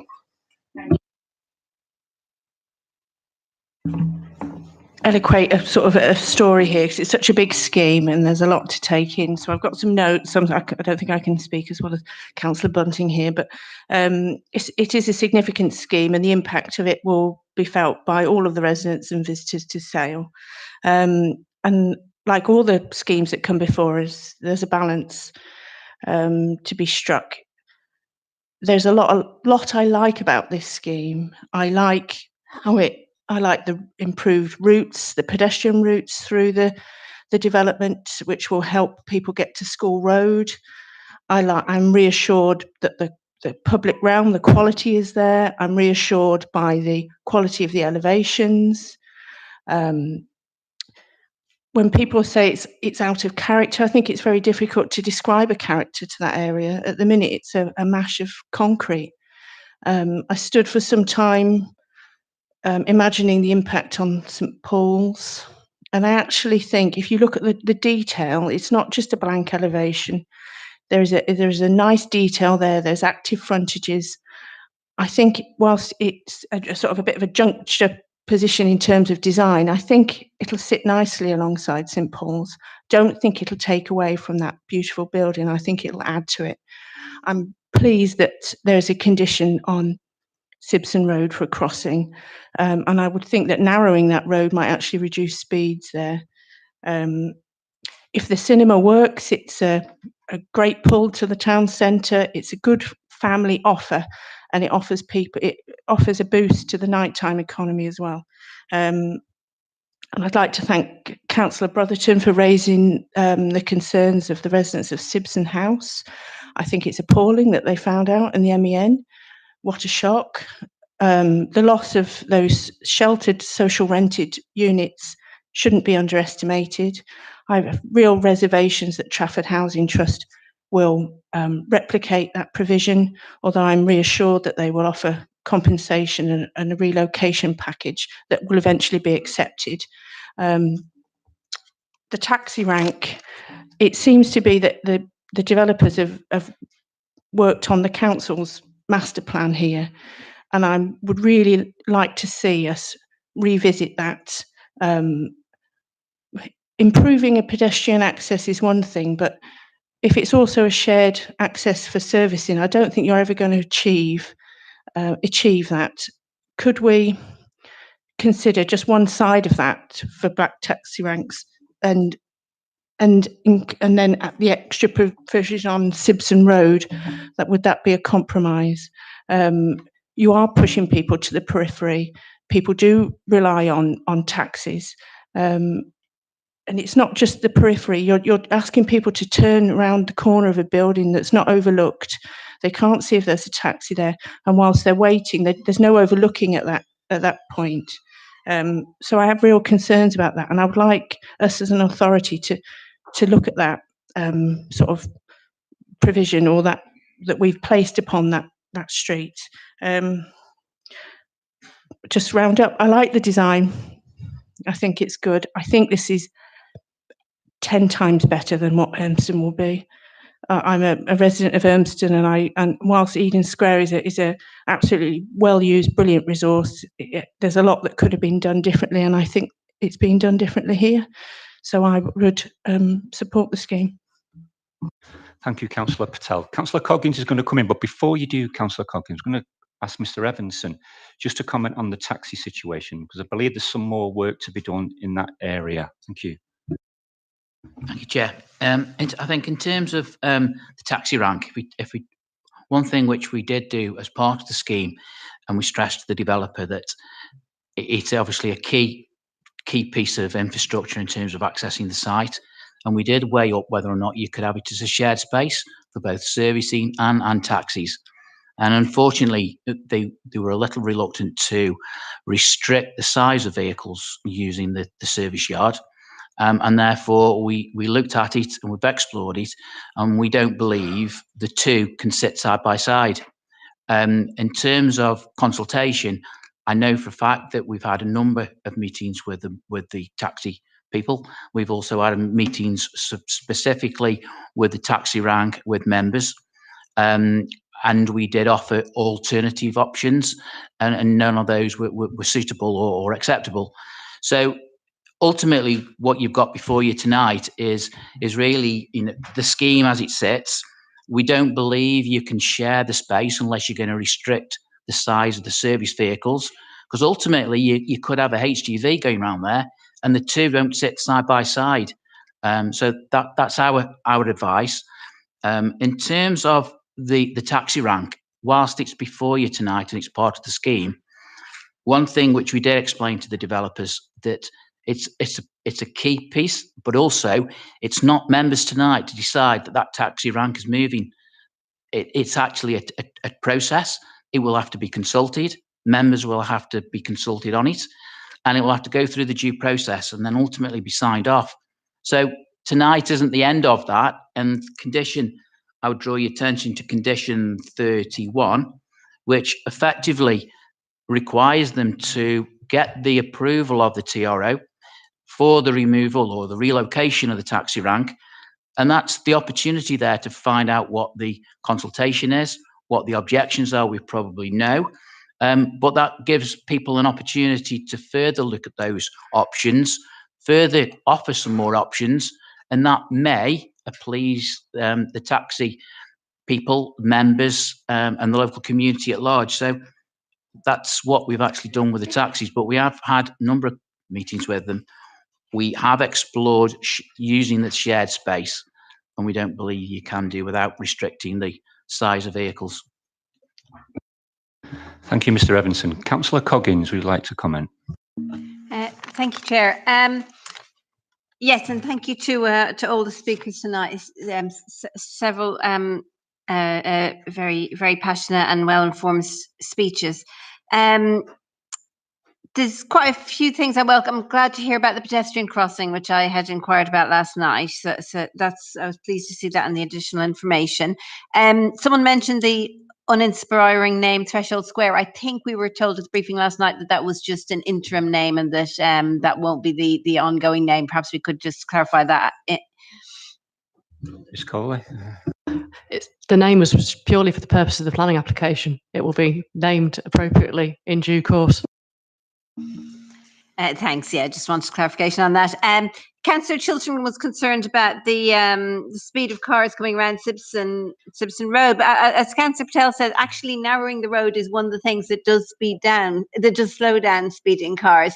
So I think a lot of what we're attempting to do with Sale is to make it a more people-friendly location that makes it safe and attractive for people to walk and cycle and use public transport. And I think the narrowing the road is going to help with that. Of course, one of the other things that helps people, Councillor Evans mentioned the reasonably low level of car parking, and one of the things that enables people to use their cars less or to not own a car is having a good taxi service. So taxis are an essential part of accessibility and also sustainable travel. I do think though that given that I think again, we could perhaps get clarification, but I think the Sale Master Plan, the public realm decisions in that have discussed moving the taxi rank here. And so in a way, it seems to me that because we've got to act within the constraints of the existing planning documents, that discussion was better had at that point, and we now have to act within the constraints of those planning documents. No. If I may, Chairman, the public realm strategy is not a planning document. It's a material consideration, but it's not planning policy. Okay, thanks for that clarification. I'm also worried about the lack of social rental and obviously what's going to happen to the residents of Simpson House, and I think that's a major concern.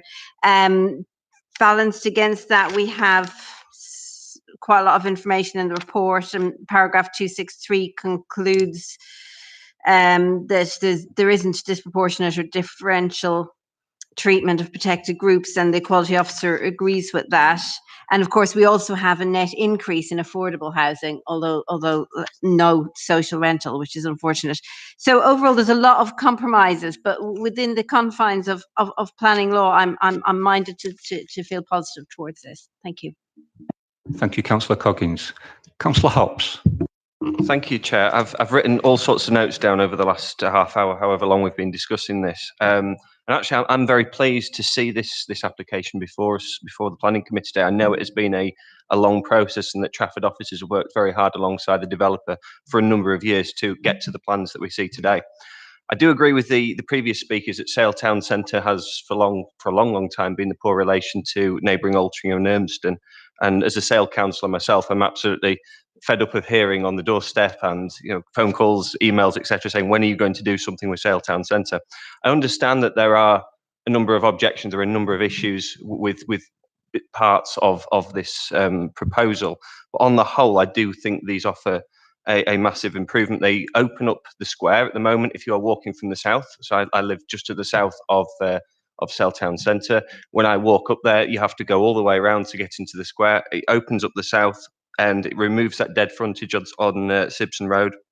It also, most significantly, offers the creation of new housing right in the heart of the town centre, which not only is needed to meet our borough's needs and to stop us building on Greenbelt, etc., but also it does add vibrancy to the town centre and adds to Sale's growing nighttime economy. You only need to look at the success of Urmston since the town centre redevelopment that occurred there maybe 10 years ago or so. And if you want to look further afield, there's the Rock development in Bury Town Centre, which has also been an excellent mixed-use development of retail and leisure and housing. I'm particularly a fan of I know not all the previous speakers have been, but I'm particularly a fan of the townhouses on Sibson Road. I know that they weren't in the original proposals and that they've been added. I think they're very, very good. Brings family housing right to the centre of Sale on as part of this development, and it massively enhances the offering. Concerns I've written down. One of the things that I've always wondered about is the viability of a cinema in Sale Town Centre, but I'm sure that the developer has done their homework on this. And if for whatever reason it is deemed unviable in the future, then I hope that this committee will see the proposals again. One thing I certainly don't want to see them, and this is a very big space the cinema is taking up, one thing I don't want to see is for this anchor location, this key corner location, turning into something like a budget supermarket. I think that's really, really important that it does come back to us if it's deemed not viable in the future. A couple of speakers have mentioned harm to heritage assets. Officers have deemed that in the report to be moderate. I personally, this is personal opinion, I like the contrast between old and new, and it's something that you witness in any vibrant town centre, whether it be, obviously city centre of Manchester, but any vibrant provincial town centre, you get that contrast of old and new, and I really like that. Sale, another speaker said, it's too much on too big a site. Well, Sale isn't a small backwater, it isn't a small town. It is, has a population of over 50,000 residents, and it does have a huge catchment area.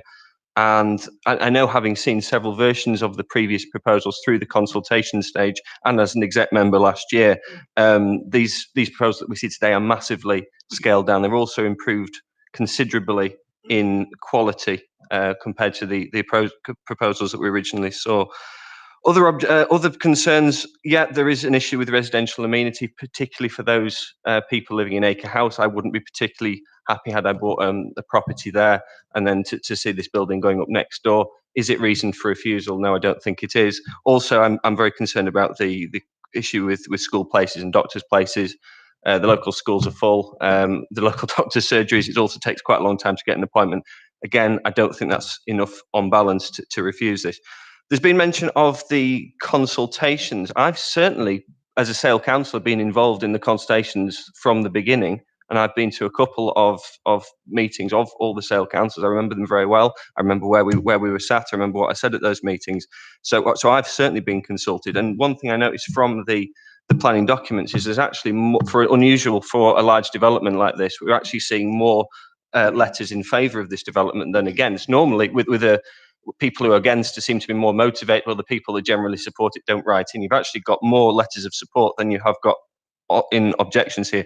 And the developer has taken out a recent survey on these exact proposals, in which 97% of respondents, there was 147 respondents, 143 expressed general support of the proposal. So I think there has been quite a thorough consultation in this, and I'm in favour of what we see before us today. My only two asks are to sort out the issue with the taxi rank, which I think Mr. Evanson has addressed, and that will be a separate process will be followed, and I hope that gives further opportunity to look at other options. The other thing I ask is that this development doesn't take place in isolation, and that it takes place as part of a wider master plan. I know we were consulting last year into a wider Sale public realm master plan. I really hope that this joins in. This is only one end of the square. There's the mall that leads up to the square. That's not included in these plans. I hope this is then a knock-on effect to do some work on School Road near the town hall and the rest of the square development. But overall, I'm in favour, and I'm quite happy to propose that this is approved. Thank you. Thank you, Councillor Hobbs. Do we feel that we need to condition, in my layman's terms, further investigation into the taxi rank? Or are we happy with the process? Mr. Evanson. No, I think condition 31 covers that, in that during the consultation period, if someone raises issues, then that is the opportunity to look into it. Don't think you really need to define it. But just as a point in terms of consultation, I can assure members that, or certainly the Priory members, that the naming of the roads, the streets, the areas. It crosses my desk, so you certainly will be consulted. That's part of the process. Thank you. Okay. Any more comments from members? Councillor Bunting. Just very briefly to come back, Chairman, in terms of my suggestion of deferral, it was stated by Ms. Coley that if I didn't like various aspects of it, I should put them together in a case for refusal. I'm deliberately trying to avoid doing that, because whilst I think there's a great deal right with this application, there's also quite a bit wrong with it. As comments made by Councillors Patel, Coggins, others who've sort of said these things that are of concern to them. It's an attempt to try and iron out and make it better than as good as it can be, given the fact this is key location is the reason why I've made that, and I'm going to try and stick with that.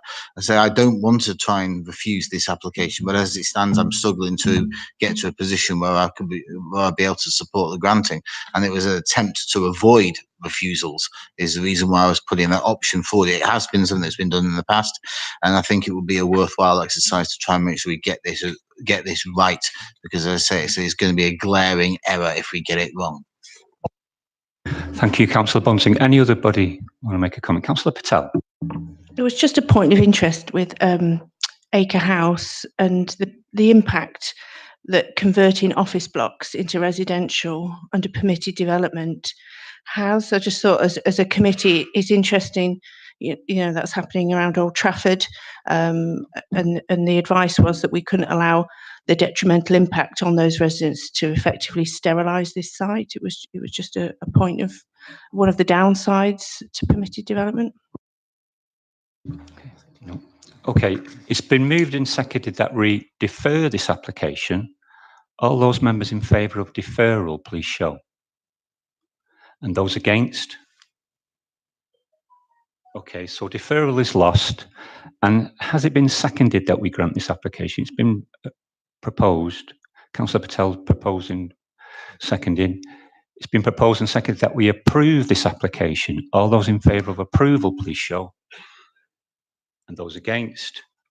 That application is approved. Thank you, everybody.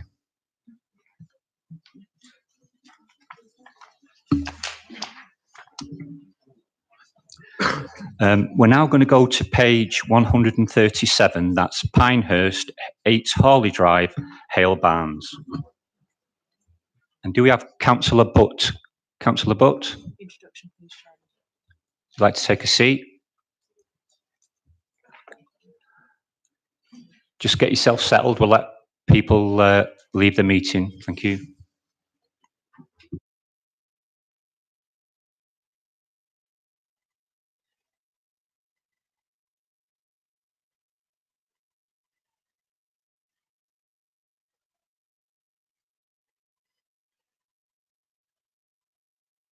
Now, before we begin, Councillor Butt, Ms Coley is going to give us some advice. Just hang fire.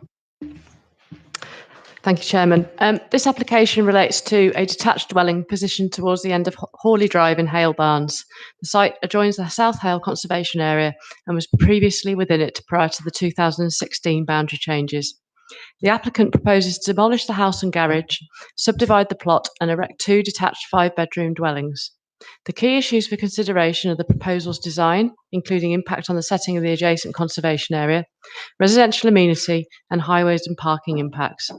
The proposal has been brought before the Planning Committee following receipt of 6 neighbour objection letters as well as a call-in request from Councillor Butt.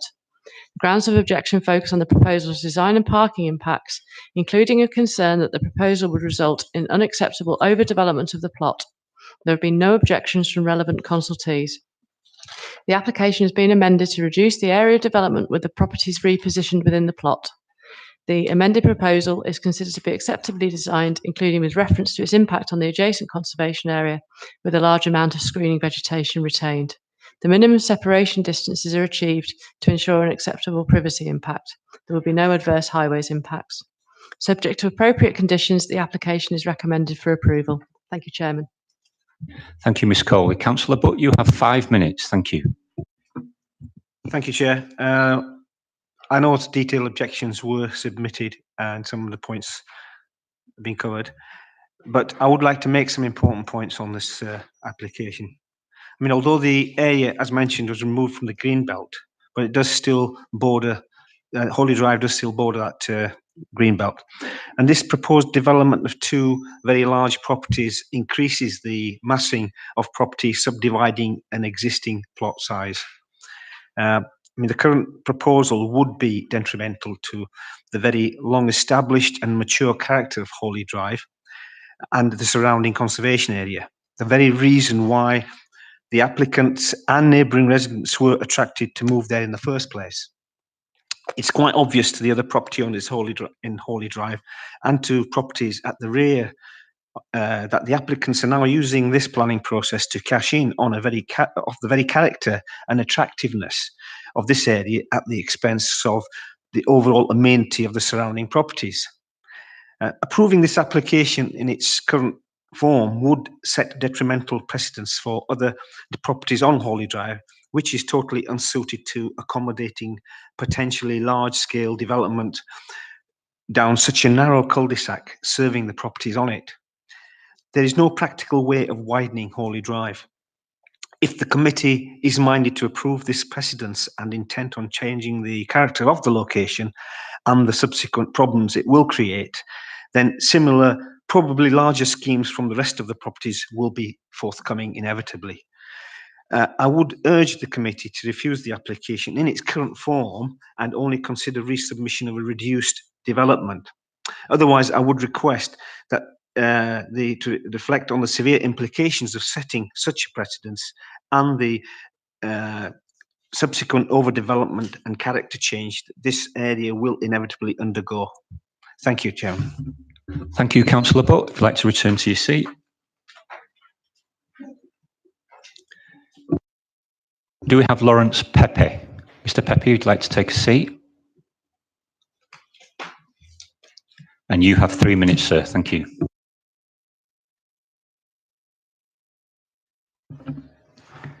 Mr. Chairman, councillors, thank you for giving us the opportunity to speak. I am here on behalf of that of other affected neighbours who cannot attend due to a combination of work commitments, ill health and prior engagements. It is our understanding that some, perhaps all, of you have seen the site in preparation of this meeting. On behalf of everyone, we would like to thank you for the diligent way in which you have discharged your responsibilities in this matter. We have no animosity towards anyone involved in this application. Our issue is with the scale of the development. We believe 2 larger houses is one too many. We are not NIMBYs. We can see how Barnes is a desirable area for developers. Point 51 of your planning officer's report suggests considerable work will be required to bring a dated dwelling to modern living standards. If Beaumont Homes was proposing to replace the existing house with a single, even slightly larger home, it would be more acceptable. Hawley Drive is a green oasis full of mature trees and gardens, which will be detrimentally impacted by clearing this site and then squeezing 2 substantially larger houses onto the space currently occupied by one. This is out of keeping with the rest of the area. We believe this is contrary to policy. Does the National Planning Policy Framework not require development to take account of the desirability of maintaining an area's prevailing character and setting? It is common for numerous cars to be parked on the pavements along Hawley Drive, which you have seen is only wide enough for one vehicle. Photographs of this were submitted to the planning officers. Although the application satisfies the planning regulations, requiring 3 parking spaces for a 5-bedroom home, in reality, this will not be the case. The attached garages will inevitably be used for storage, like in so many households, and although the driveways can accommodate 2 cars, 1 vehicle will obscure the front doorway, so may not be habitually used. There is also no capacity for visitors parking, so adding an extra house to the street will inevitably mean more vehicles will be left blocking the pavements than happens now, whereas 1 house could be constructed to provide ample usable off-street parking. The heritage statements submitted with the initial plans points out that the chief significance of Pinehurst is its setting and not the house itself. This is precisely the point. It borders the conservation area, and the officer report at paragraph 59 accepts that the development will not enhance the conservation area and does not say it will preserve it either. It must do one or the other. We believe the title deeds to Pinehurst show there is a covenant on the property restricting development on the plot to one dwelling only. The purpose of the covenant was surely designed to preserve the character of the area, and this still needs to be respected. We understand the house might need to be replaced, but the setting should not be destroyed, and we believe allowing two houses to be built on the plot will just do that. Thank you for listening, and please refuse this application. Thank you, Mr. Pepe. If you'd like to return to your seat.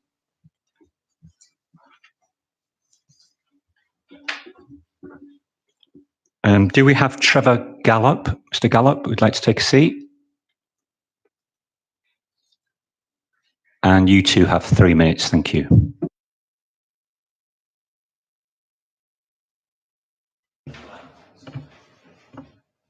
Yes, can you hear me? Yes, fine, thank you. Thank you, Mr. Chairman, members of the committee. Since our initial application 7 months ago, last August, our proposals have been the subject of 5 amendments, which have been at the request of your planning department in order to ensure full compliance with your core strategy policies, the National Planning Policy Framework, and planning practice guidance. Having given due consideration to the various objections raised, your planning department are satisfied that this rigorous set of standards have now been met by this proposal before you this evening. And I trust that you are able to support the officer's recommendation. The drawings that have been illustrated behind you, it should be noted that the 2 plots that we have indicated are almost identical to the plot size of the existing dwelling at number 6. So to imply that it is overdevelopment and out of character defies that logic when it's compared to the existing dwelling, which was the template that your officers requested us to adhere to in terms of scale, size, and plot coverage. So once again, I sincerely hope the officers' report can be supported. Thank you. Thank you, Mr. Gallop. I'd like to return to your seat. Any members wish to comment? Councillor Bunting. Thank you, Chairman. It's interesting, that last comment by the applicant. It was one of the same points I was going to make. I appreciate that the objector is nervous regarding this change to the street. It is as often said, this is far from a regular street. It's a sort of very picturesque, very quiet, very attractive place to live. Wish I could afford it, but unfortunately I can't. In terms of this change, I accept that any change is going to be disruptive and nerve-wracking, but I don't think it's going to be as bad as he thinks it's going to be. As the applicant just made the point at the very end of his statement, if you look at on your plan at page 156 and you compare it immediately to the number 6, the site immediately next door, once you divide this site at number 8 in 2, you will effectively end up at the 2 plots being pretty much the same size as number 6. So you'll end up with 3 houses in a row, all on the same sort of plot size. So I think the overdevelopment or out of character argument could be difficult to sustain given that point. Yes, as we've seen from the pictures that appear behind you, Chairman, the design does fill widthwise the plot pretty much fully, but I don't think it does have a small gap either side, which and I don't think that that's unacceptable given the circumstances. I also think the design fits in reasonably well into this location. There have been mentioned, for example, that they're going to be rendered, but then again, I think it's number 3 on the opposite side is also rendered. So again, it's not something that's out of character or unusual or unacceptable in this area. I think these 2 houses will blend in reasonably well. and won't stand out really, or sort of look out of place once it's all over. And so for that reason, Chairman, whilst I understand the concerns being raised by the objector, I'm more than happy to propose officer recommendation, i.e. grant, and look forward to hear what my colleagues have to say. Thank you, Chairman. Thank you, Councillor Bunting. Councillor Williams. Thank you, Chair. I'd just like to start by thanking Mr. Pepe and also Councillor Butt for their representations for attending tonight to try and explain the nature of the objections. I did take some time to go through on the portal, the online planning portal, the representations that have been received. But I have to say, when I read the report itself, I felt that the planning officer allocated has, in a succinct fashion, but in quite a convincing fashion, satisfied that those concerns have been addressed in a meaningful way. So for that reason, as Councillor Bunting has proposed that we accept the application, I will second that proposal. Thank you, Chair. Thank you, Councillor Williams. Anybody else like to comment? Councillor Coggins. If I can briefly, I was quite concerned about point 48 and the spectacular pine trees at the entrance to the site that are under TPO, I think, and are all to go. And we see in point 19 actually that part of the special character of the conservation area, which I realise we're only on the border of, is the mature trees, the tree-lined streets, and the wildlife attached. So I mean, I can see from point 48 that there is a precedent for a planning permission having already been granted, getting rid of 2 of these. So I can see that it's probably not a reason to, it's probably not in planning terms an acceptable reason to refuse. But yes, I wanted to mention that. Thank you. Thank you, Councillor Coggins. Anybody else? Okay, it's been moved and seconded that we grant this application. All those in favour, please show. And those against? I think that's unanimous. That application has been granted. Thank you, everybody. We're now going to go to page 157. That's land encompassing 26A Marsland Road in Sale. And we have Councillor Freeman again. He's going to talk to this application. Or rather, Mr. Webb was going to speak first. Before you begin, Mr. Webb, just hang fire. Miss Coley is going to give us some advice, or rather, Mr. Pearson is going to give us some advice. Just hang on. Thank you, Chairman. The application proposes the retention of the existing dwelling and the erection of 4 dwellings within its curtilage. There have been objections from local residents and Councillor Freeman to both the originally submitted scheme and the amended plans. Both national and local level of strong planning policy support for new housing development, especially on underused land and sustainable locations. However, the need for new housing must be balanced against the policy objective to deliver high quality design. A shortfall in housing supply and delivery does not equate to development at any cost. Proposed developments considered to form a contrived layout, resulting in large areas of hard standing and long sections of enclosed boundary treatment. The proposal would also result in a cramped form of development and as such would have a detrimental impact on the visual appearance and character of the surrounding area. The proposal would also provide a substandard level of amenity for future occupants of the development. There would be overlooking between plots at short distance and a poor relationship to surrounding buildings. Undue noise and disturbance would also result from the relationship of the access road to the dwellings. Application would conflict with up-to-date policies in the development plan and also the NPPF. It is considered that the adverse impacts of the development would significantly and demonstrably outweigh the benefits. Members should note that in the additional information report, the original recommendation is amended.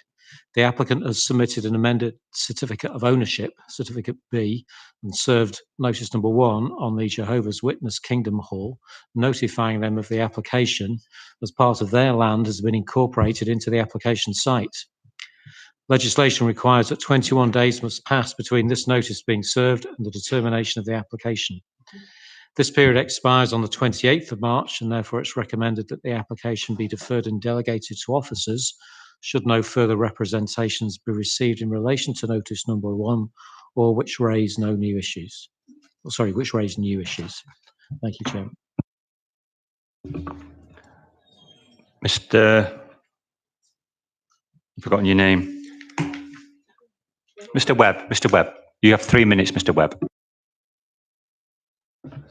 Oh, yeah. Thank you, Mr. Chair. My name is Joe Webb. I'd like to thank you and the committee for giving me an opportunity to speak here tonight. I speak to you as a committee member, as a Salemore committee member. I'm a member of Salemore and as a resident. Forgive me for my clumsiness in terms of protocol in these meetings, but on page 8, I'm down as Joe Webb, the neighbour for. I'm very much against this. So if you could amend that. I'm also speaking to you this evening as a cyclist, a resident, an owner and a walker around the village. Salemore Community Group are very much about developing a vision for Salemore, and this development does not contribute to that in any way. We've heard this evening various comments about trying to pack in too much houses into a site, or developers coming in front of this committee about issues like that. I think the nature of the development, the number of units on this site, compromises the site itself, and it's just too many. I think from a safety point of view, access onto the corner of Marsden Road, it makes it very, very dangerous for cyclists, for other road users, but also for pedestrians going past the access. I do note in the report that they have managed to secure additional land to widen the access from the Jehovah's Witness Church or whatever it is, but I still think that causes major concerns in terms of the bad corner there, in particular with the plans that are going to be brought forward in the future to change the whole transport network within around Salemore.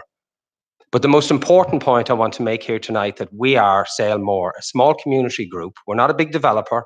We're not getting loads of Andy Burnham's money for new town development. We are trying to develop a vision, a strategy that will make Salemore a more sustainable development village for all.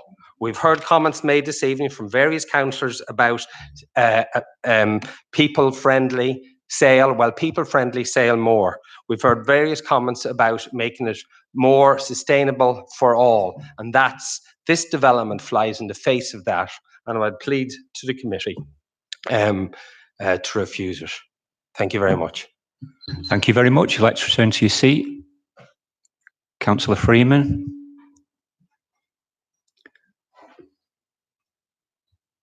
You have 5 minutes, Councillor Freeman.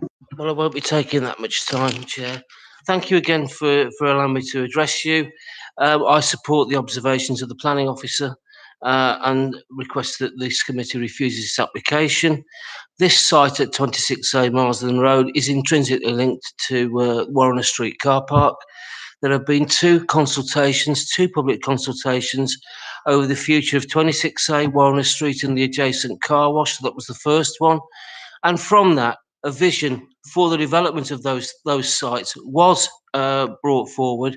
And as this committee will be aware, a paper came to you last year to inform you of the results of that and what the vision was going forward.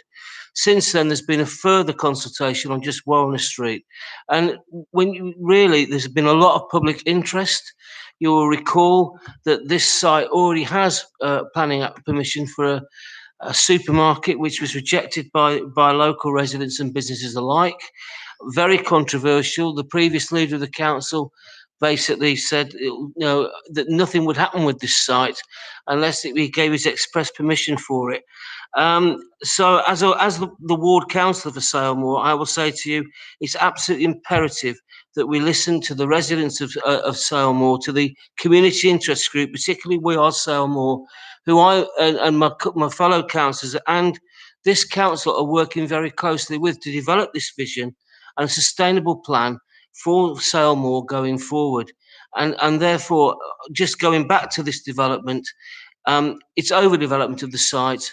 I fully support the officer's observations on the lack of a loss of amenity for surrounding properties and the awkwardness of where the position of the properties are, as shown out in the plans. And I also have very, very serious concerns about the egress and exit to this site. It's too narrow, even with the additional bit of land that they've got. I think that it's a busy road, Marsland Road. It's a very tight junction there. As you exit the property, there's a pedestrian right in the middle of the road there. There's a pedestrian refuge in the centre of the road. So, you know, it doesn't add up for me. And I just wanted to come here and reinforce the good work that's being done by community groups in and around the village, the businesses, to actually work towards a better plan for the village. And this application doesn't fit in with that. Thank you very much, Chair. Thank you, Councillor Freeman. You'd like to return to your seat. Before we begin the debate, Mr. Webb, apologies for putting you in the wrong category there as being for. I don't think we were any doubt at all that you're against this application. Thank you for your comments. For the recommendation to, sorry, was that? Yeah. Councillor Bunting, you want to come make a comment? Sorry, Chairman, just to help you out there, it is correct as far as I can see. The officers have got it right. He's down as for. That's because he is for the recommendation. The recommendation is refuse. Therefore, by in the for column, he is for refusal, i.e. against the application. So it's always down as for and then whatever the recommendation is. So in the for column doesn't necessarily mean you want it to go ahead. It just means you agree with the recommendation, Chairman. Thank you for that clarification, Councillor Bunting. I hope that's clear to everybody. Okay, comments, Councillor Patel. Just quickly to echo the thoughts of the speakers tonight and my colleague Mike Freeman, aside from the wider regeneration vision, to look at this site and this application on its own merits, I don't think I've ever read a more damning recommendation for refusal as Mr. Pearson, a contrived arrangement, cramped, not make best use of the land and have a detrimental impact on the visual appearance and character of the surrounding area. And I'm pleased to I'll support the officer's recommendation to refuse. Thank you, Councillor Patel. Councillor Hobbs. Thank you, Chair. I fully agree with Councillor Freeman and Mr. Webb on this matter. The land is very familiar to me. It did form part of a previous application, which I did actually vote against. I wasn't in favour of a supermarket on the land on Warren Street. What I am in favour of is a wider plan for the village, and this piece of land was a strategic part of those proposals. As for the application itself, I could go into detail about, whilst I'm in favour of new housing, this site is incredibly cramped. It just doesn't make the best use of the land. And also one thing it doesn't take into consideration is the impact of the residential amenity of the people who will move into those properties. And I completely agree with the officers on this and with the speakers previously. So I'll be voting against. Thank you, Councillor Hobbs. Anybody else? It's been moved and seconded that we accept the officer's recommendation to refuse this application, or we are minded to refuse. We're minded to refuse the application. All those in support of minded to refuse, please show. And those against, that is unanimous. The application has been refused. Okay, we're going to go to page 177. That's 11A Goose Green in Altrincham. There are no speakers to this item. Councillor Hobbs. Can we test the water, Chair? Without an introduction, Chair. Miss Cole is going to give us some advice, everybody. Just sit tight. Yes, thank you. Yes, we have had advice from our corporate director of legal that we should introduce every item, even if members, and especially where members may wish to test the water. So if you can bear with me. This application relates to a first floor unit located within Goose Green in Altrincham. The application seeks permission for a change of use from an office in B1 use class to a bar or drinking establishment in an A4 use class. The premises would be utilised by house, restaurant and bar, which are located below at ground floor in numbers 11 to 13 Goose Green. Letters of objection have been received from 6 addresses, whilst letters raising concern with regards to the application's publicity have been received from a further 2 addresses. The use of this property as a drinking establishment or bar is an identified town centre use and is considered appropriate for Altrincham town centre. Furthermore, officers are satisfied that the change of use is acceptable in terms of its impact on residential amenity, subject to a set of appropriate conditions. As such, the application is recommended for approval. Thank you, Chairman. Thank you, Miss Coley. Councillor Hobbs. Councillor Coggins. No, I wanted to speak. Councillor Coggins, please do. Just very briefly, as ward councillor, I've read the issues here, and they're ones that I'm really familiar with. We get a lot of people contacting us about, particularly the litter in the bin issues here. I've done a lot of litter picks, gone around Goose Green, and it's a real problem. I can see, we also see at point 24 that there's the environmental health officers have been investigating this. I can see in the discussion of the planning balance on page 187 that this is a town centre site, and that this use is considered appropriate. But I suppose I wanted to urge people to get in touch with ward councillors, and that there are things that we can do to support this problem, even if the application is accepted. Thanks. Okay, it's been moved that we grant this application, I think by Councillor Hobbs. It's been seconded by Councillor Bunting's happy to second it. Moved and seconded, we grant this application. All those in favour of granting, please show. Those against, that is unanimous. The application has been granted.